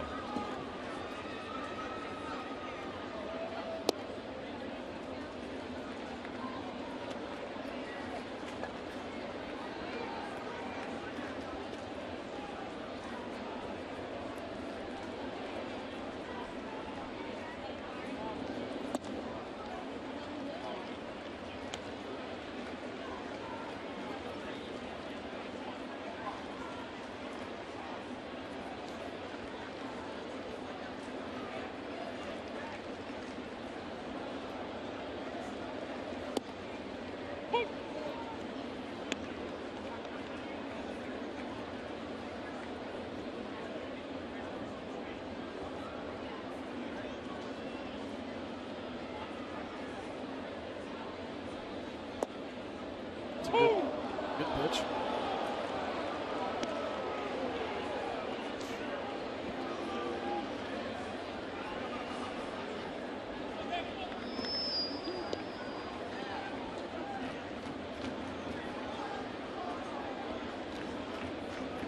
Balls, 2 strikes, 2 outs here in the bottom of the 7th. Fly ball foul to the second deck.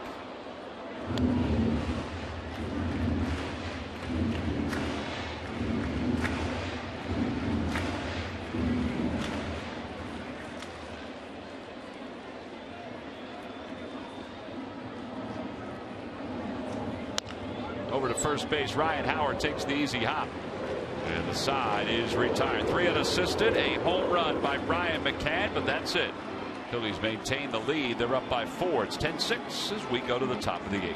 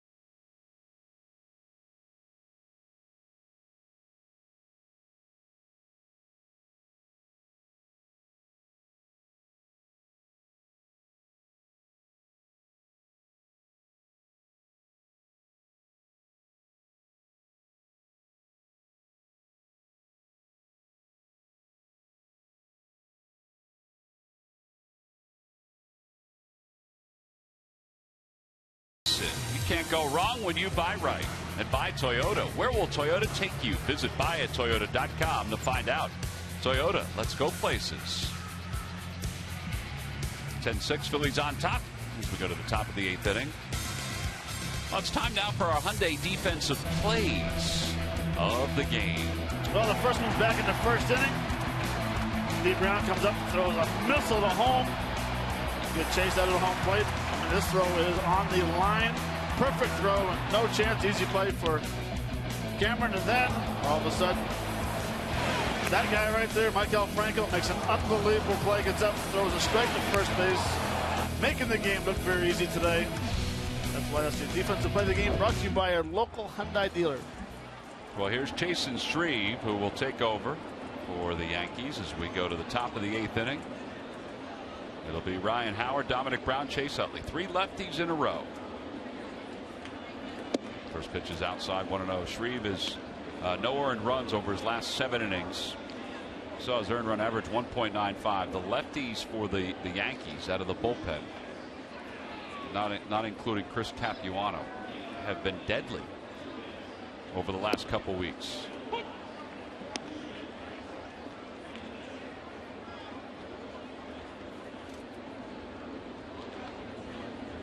All the lefties have very good arms. A pretty good fastball, good off-speed pitch. That one is pulled into the shift. Stephen Drew is up with it, and Howard is thrown out. 1 out here in the 8th. Howard had a big hit earlier, had that 2-run single earlier in the game. And now Dominic Brown. Brown has a double tonight. He's 1 for 4.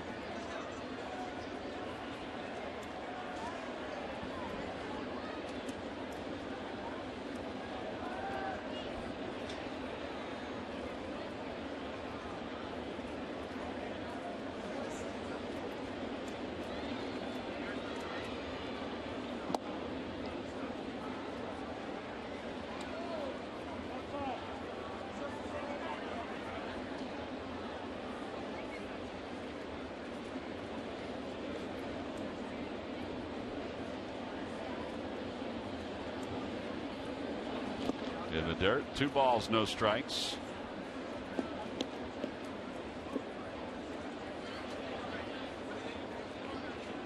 The Phillies have gotten to the point in the game that they wanted to with a lead. They've got Giles warming up with the bullpen. It's a 4-run game.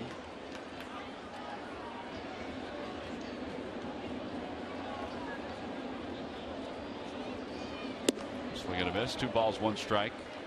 Phillies saw Shreve last year when he played for the Atlanta Braves. The Yankees picked him up this past offseason. They picked up David Carpenter as well. Now they got rid of him.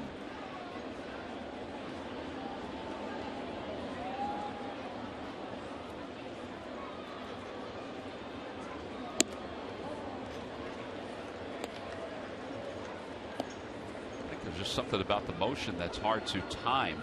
Not pick up, just time. Yeah, his body gets out in front of his arm a little bit. His arm drags a hair. His fastball's pretty straight, but it is hard to time. Yeah, mechanically, I'm surprised nobody ever tried to change him. He misses outside, 3-2.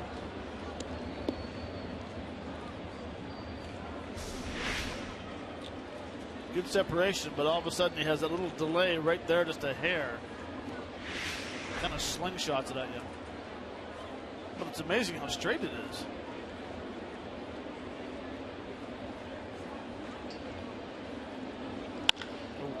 Out to center field. He just tied him up a hair. And they're 2 outs. Well, we mentioned this before, but you want to get some tickets for the upcoming fireworks shows at Citizens Bank Park. The first one is Wednesday, July 1st. The second one is Thursday, July 2nd. Now, of course, they're taking place after the game. This year's musical track is recorded by the Philadelphia Orchestra. The first, the game starts at 7:05. Thursday, the second, the game starts at 6:35. Tickets can be purchased by going to Phillies.com. I can go to Phillies.com. You can find the results for this year's Carpenter Cup. The finals will be tomorrow morning. The defending champions, the Jersey Shore, will be in the championship again. Meanwhile, softball is underway. You can find the results for softball on Phillies.com. No balls, 1 strike to Utley with 2 outs. Utley takes low, 1-1.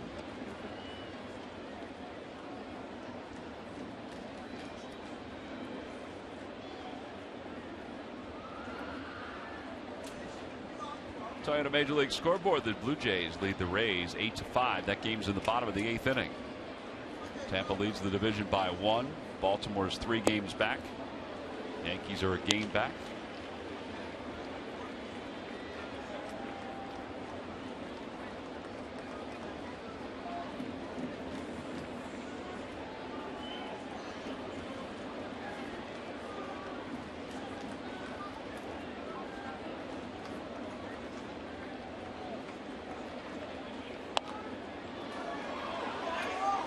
Just to let Murph know that the Blue Jays did score in the 4th inning. So that adds on to their runs for how many did they get? 1. The Yankees added 2 to their first inning total. Huh. So there, Matt Stairs. Yeah, they're gaining on them. Nice going, Murph. 1 ball, 2 strikes to Utley.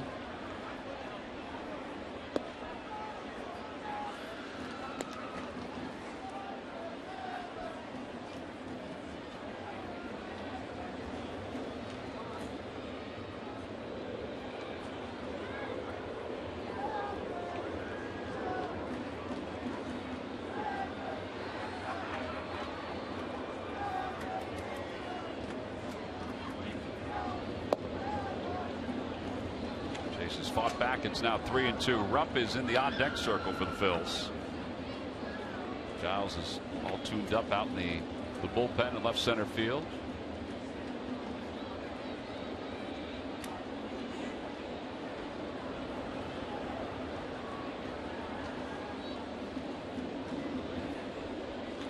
Swing and a miss, and Utley is down on strike. So 1-2-3, 8th inning for Chase and Strebe. For the Yankees, it's their first 1-2-3 inning of the night.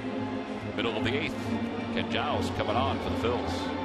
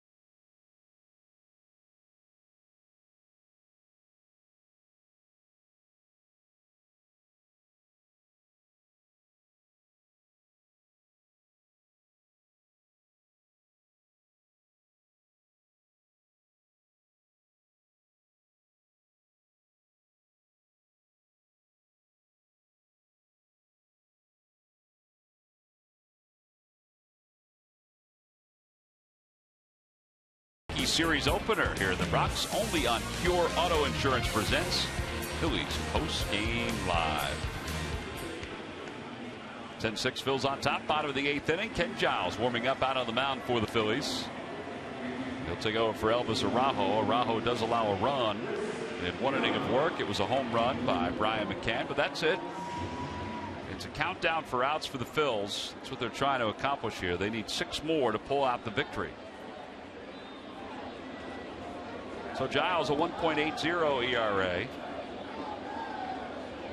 As we talked about yesterday, Ken got a chance to pitch in front of his pops yesterday.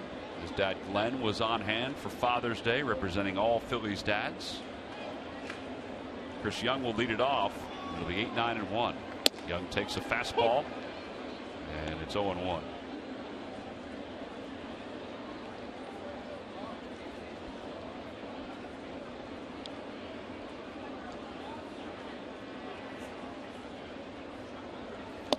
Good slider. He had a really good slider yesterday. I mean, it was moving.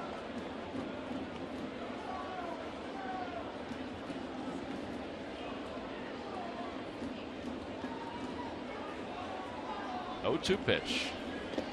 He lays off. It's 1-2.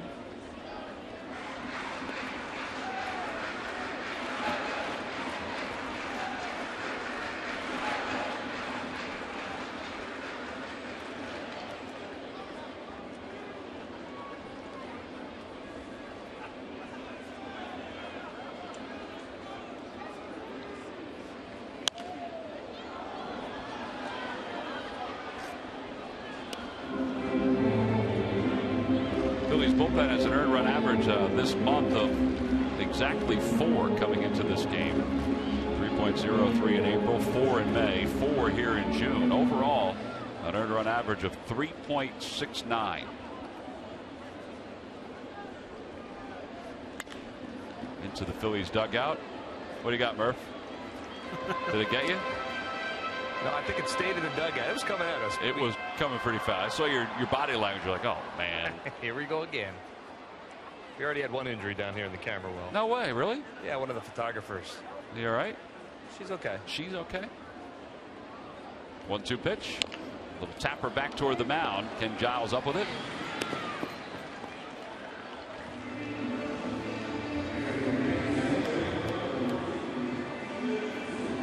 And now Stephen Drew with 1 man down.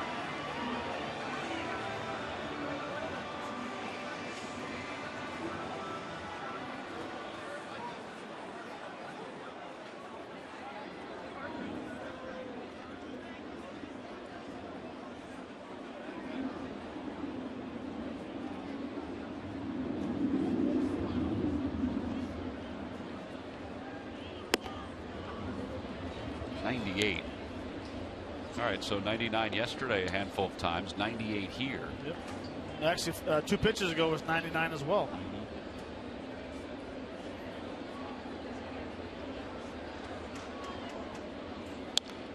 Back to the screen, and it's 1-1.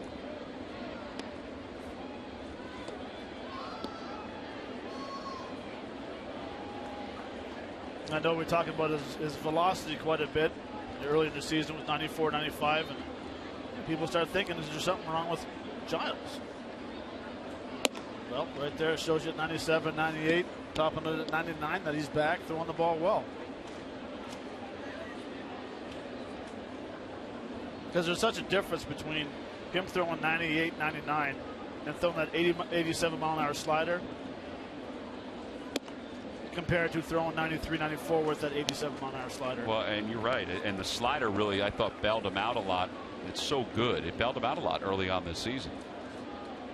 That's a good thing because, you know, that was the pitch he needed to command a little bit more last year before he came up. 3 balls and 1 strike to Stephen Drew. And he fouls it over the screen.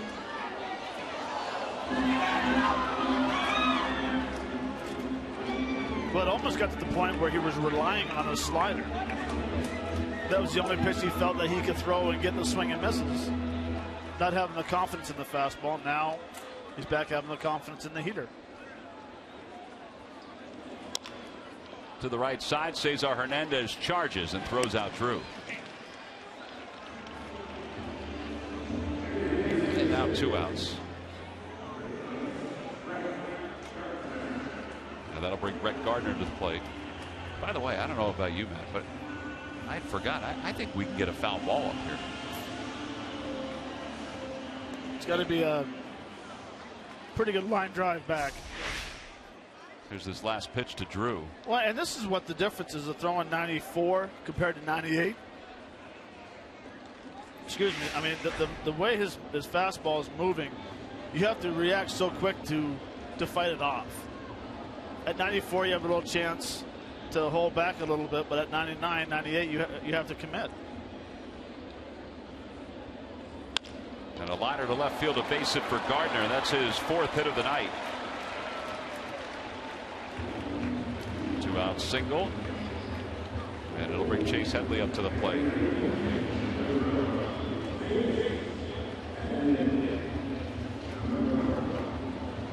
Here we are right up here. So we got to get a foul ball right in this area here. I don't know. There's just been a lot of activity that's been happening in front of us. Larry and Scott down a few booths. There they are. Yep.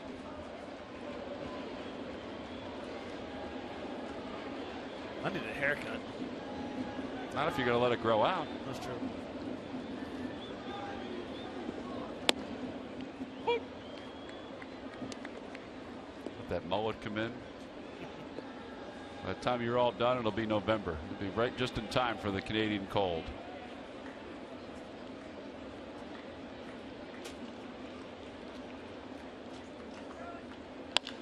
Headley lifts it to center field, playable for Odubel Herrera. And the inning is over. So no runs, 1 hit, and 1 man left. We are done with 8 innings here at Yankee Stadium. We'll go to the 9th. Cameron Rupp will lead it off.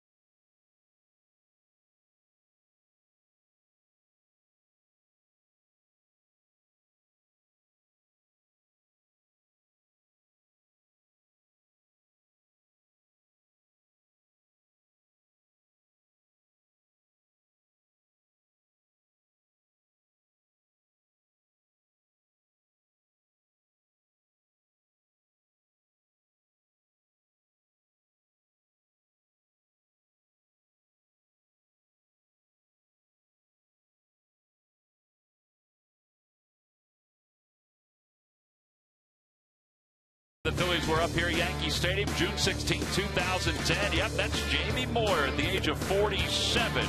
He doesn't mind when we mention his age. 47 years, 155 days old. And he was masterful in this ballgame. He wound up going 8 innings. He allowed 3 base hits, 2 earned runs. He threw 107 pitches. He gets that double play off the bat of Robinson Cano. The oldest starting pitcher to beat the New York Yankees. Fortunately, he's out on the West Coast, so he's probably awake watching this one. Otherwise, this is way past his bedtime. Yeah, but I just texted him, told him he was on, and he was watching it right now.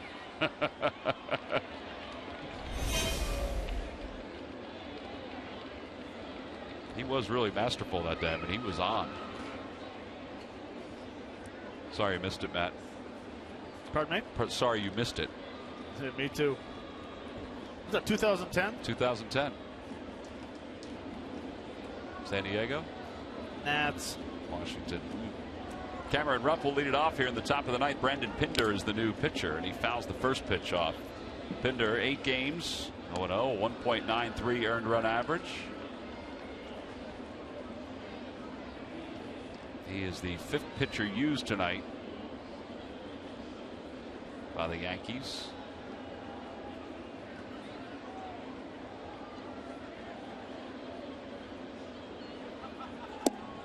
Oh, 0-2 to Cameron Rupp.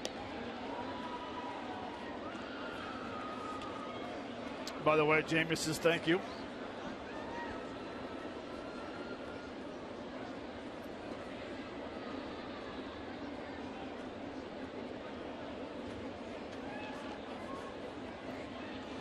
Up and in, 1-2. You're welcome, Jamie.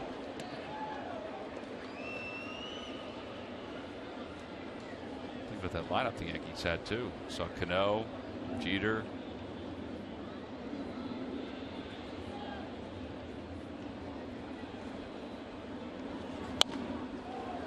And Rupp fouls it back to our right. I'm telling you.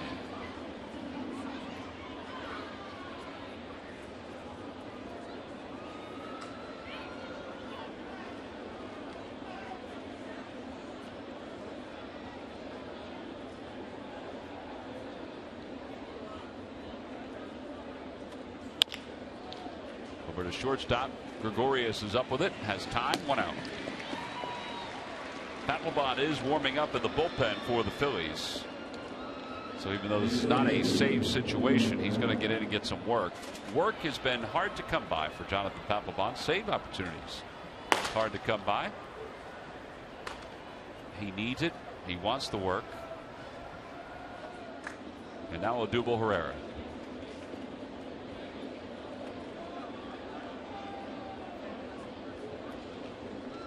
Odubel up for the first time, hitting .250, 2 home runs, 17 runs batted in.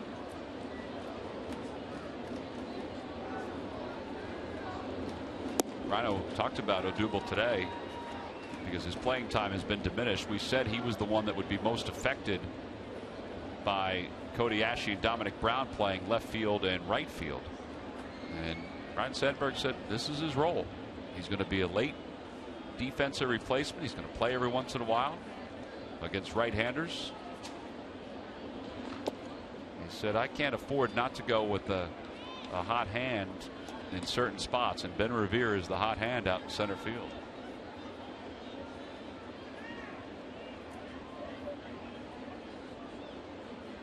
One ball, one strike.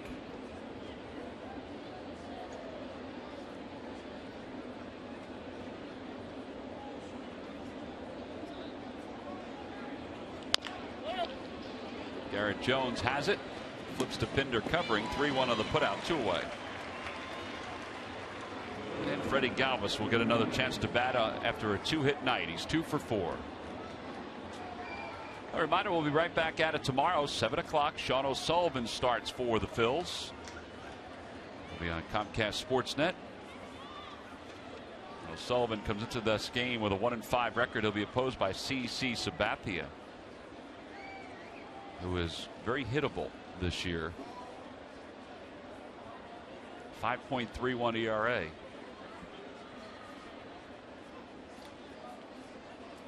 In fact, Sabathia was quoted the other day. He was very honest. He said, it's really hard not to be the pitcher that I used to be, and to be out there right now with the stuff that I have. I mean, his velocity is nowhere near the way it used to be.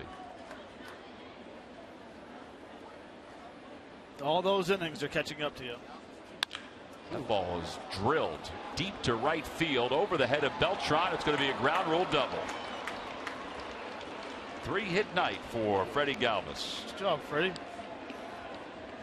5th double of the year.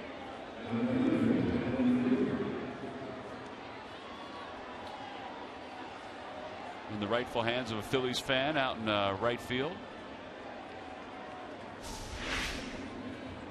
Nice easy swing. Got his body stand back. Nice easy swing. It's amazing. Nice easy swing how the ball jumps off your bat.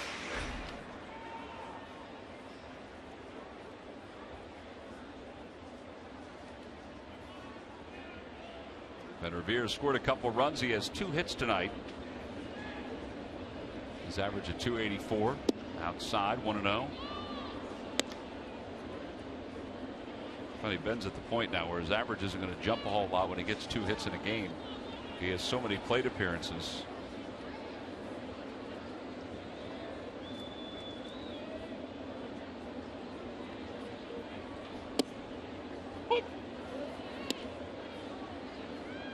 Which is not a bad thing, because if you struggle a little bit, she doesn't go down very quick. That's true.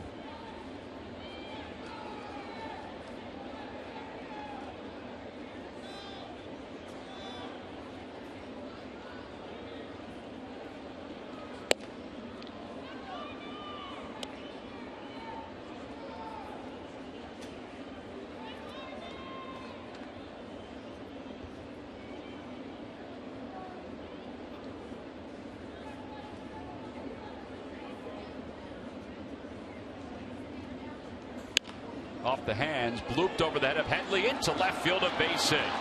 Scoring easily is Freddie Galvis, and Ben Revere has his 3rd hit of the night, and it's 11-6, Phillies on top.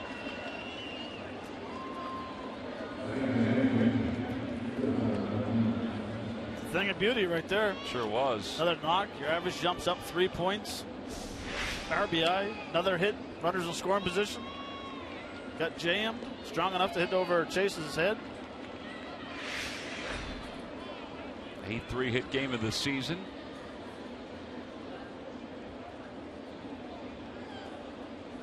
And now Cesar Hernandez, who has a couple hits today. Outside, 1 ball, no strikes.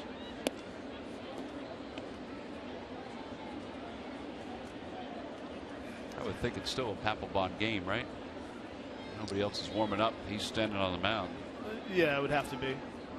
Last thing you want to do is tell Giles that he's done, and then all of a sudden he has to gear it up again. And you don't have time to get somebody else up. No. Pap certainly does need the work. He'll be the first one to tell you that. He'll tell you a lot of other things too, but he'll be the first one to tell you that. –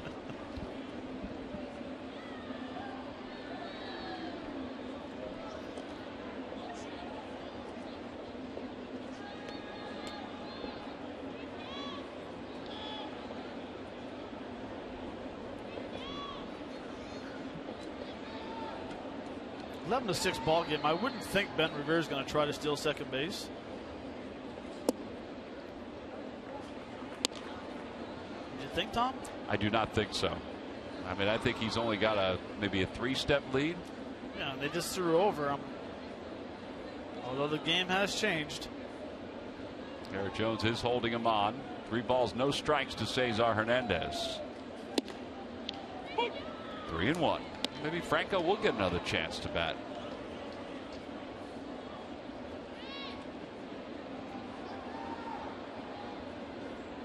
There's Michael.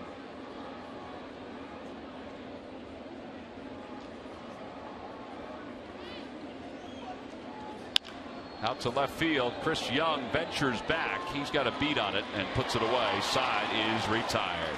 1 run, 2 hits, 1 man left. On to the bottom of the 9th inning. The Phils on top, 11-6.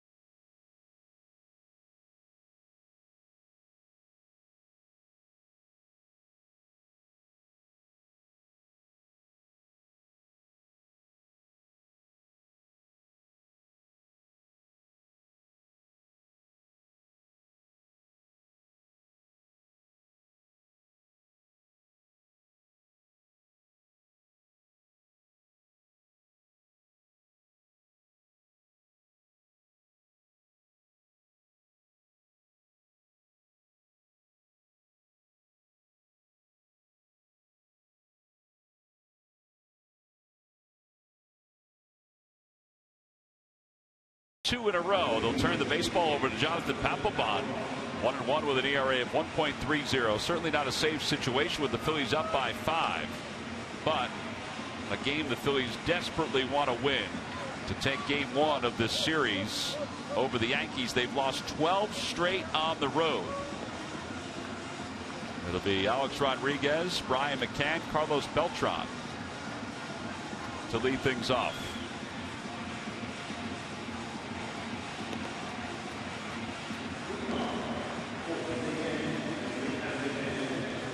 Papelbon pitched in yesterday's ball game.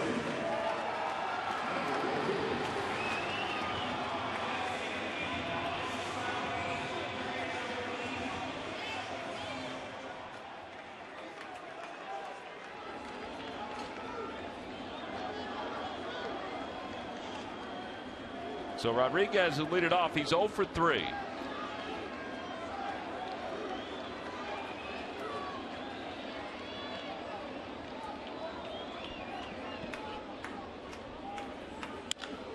Ball is walloped deep to left center field. Revere on the run out toward the track, and it's off the base of the wall. Picked up by Herrera. And Alex Rodriguez will trot it to second base with a leadoff double, his 12th of the year. Career hit number 3,004. He thought that ball was gone. In most ballparks, this is a home run. Gets extended very strong. Fastball away, but it came inside. It's about 398 feet.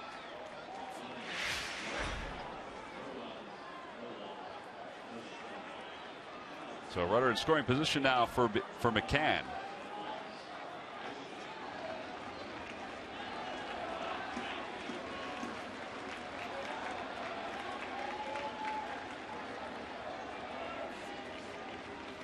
That's in there. It's 0-1.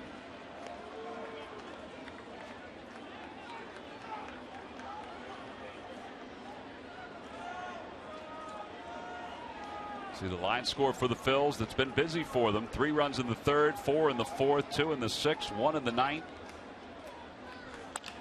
Out to center field. It's not deep. Herrera circles under it, makes the catch, 1 away. So McCann will go back to the dugout. Carlos Beltran will come up.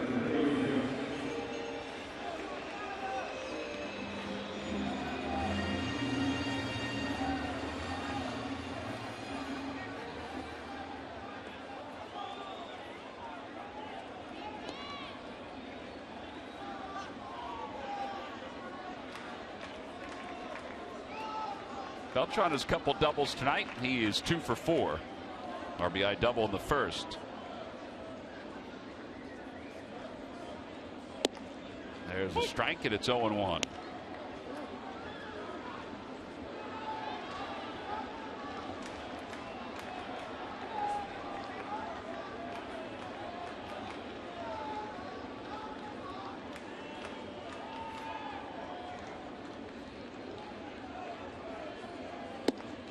And 2.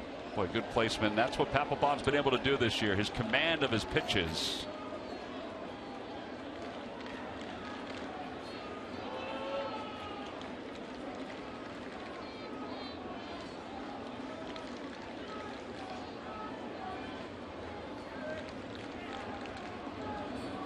Ground ball right side.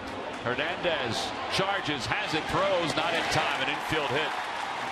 I guess you would call that an infield hit. He fielded it in the outfield, but I guess you would call that. Yeah, it's an infield hit. So that's his 3rd hit of the night. He's 3 for 5. So runners on 1st and 3rd, and Garrett Jones is coming up. Yeah, this is the only thing that scares you with the shift. Is that Hernandez is playing so deep at second base that if you can't get there quick enough, Carlos still runs pretty good. Yep. Yeah, the fact that it was off to the right between Galvis and Hernandez opened it up a little bit. So Garrett Jones, 1 for 4. It's a 5-run lead for the Phillies here in the bottom of the 9th inning. Outside, 1-0. Nothing's really been easy for the Phillies relief pitchers tonight, except for Ken Giles, although he allowed a 2-out single.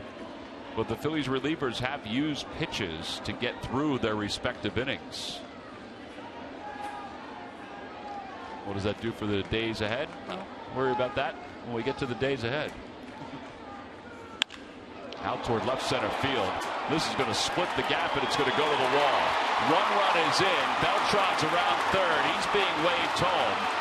Galvis won't make a throw. It's a 2-run double for Jones. It's 11-8.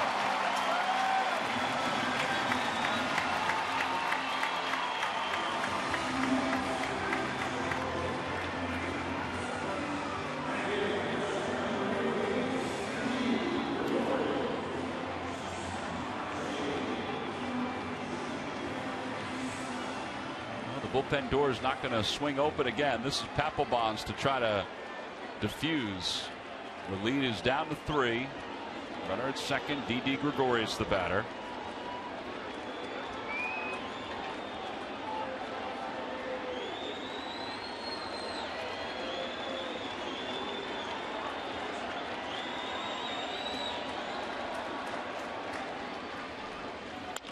Off the hands. Freddie Galvis into shallow left field. Revere comes in as well, and Galvis makes the catch. 2 outs.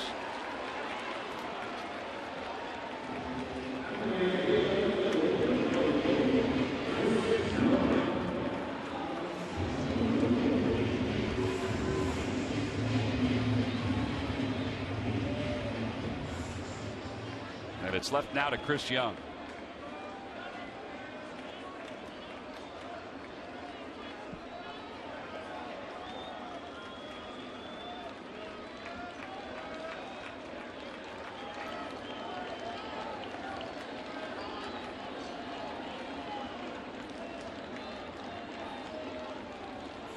Shows bunt. Did he offer at it? No. This is the first base umpire, Jeff Kellogg.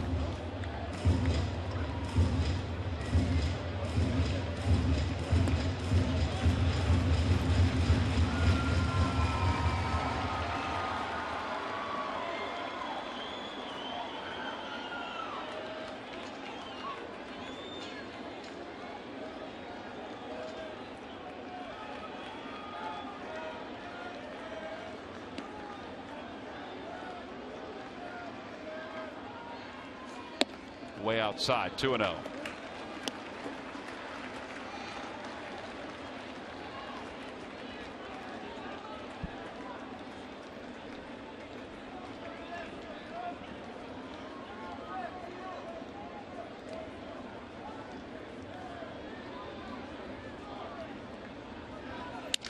Broke his bat. Little pop up behind second base. Freddie's got it, makes the catch, and the 12-game road losing streak is over. The Phillies win it tonight, 11-8 over the Yankees to take game 1 of this series. Maikel Franco, what a night for him. 2 home runs, 5 RBIs, 4 hits overall, 3 runs scored. He is our Chevrolet player of the game. The coming of age of the Phillies third baseman continues. And this was a nice night all the way around for the Phils. The bullpen had to work hard in relief of Kevin Correa. Here are our W.B. Mason deliveries of the game. Matt? Well, you get back in the first inning. Slider, home run to left field, crushed. And now he's starting to feel pretty good. Comes up in the third inning. Gets another base hit to left field. Reach of the shortstop. Comes up in the fourth inning. Big RBI single to right center right there. Knocking on 2 guys. And then a 3-0 Cookie absolutely destroyed to left field. Very nice swing. That's why he's down with Murph. And we're going to talk with Murph and Mr. Franco. Yes, thank you for directing traffic, Miguel. Andres was in our way, but we need to talk to Miguel Franco right now. Hey, great game. Congratulations. The 2 home runs, 5 RBIs. Just obviously you were seeing the ball very well tonight. Just take us through your night. I mean, I'm just so excited for that moment, you know, just 5 at bat, 4 hit, 2 home run, 5 RBI. For me, that was amazing. You know, it's a pretty good game, especially for everybody. You know, everybody just be good and be in good position, and just that's what happened right now. You know, some people might be intimidated when they come to New York for the first time and play in Yankee Stadium. Your first time here, not intimidated at all, I guess. I mean, yeah, I remember one thing when I joined here, and just be like, I want to play here one day, but you know, that was my first time happen, and I have a great game, and you know, thank you God for everything. At least that was just water, right? I know. Oh, but just maybe water, but it's okay. You know, well, that was the one day that I liked it, and it's nice to play here. You know what I mean? And that was amazing for me. I noticed right at the end there, a pretty cool moment. Alex Rodriguez said something to you at third base. What did he have to say? I mean, you know, I see Alex Rodriguez live, great player. And for me, when somebody out just close to me and talk to me like that for me just give me motivation and just keep doing what I'm doing and just keep playing the game right away. Keep doing what you're doing. That'll work. Michael, thanks for your time. Appreciate it. Congratulations. Guys, back upstairs. All right, Murph, thank you very much. Great night for Michael Franco and for the Phils. They win it by a final score of 11-8. They bang out a season-high 18 base hits. We'll be back to wrap things up right after this.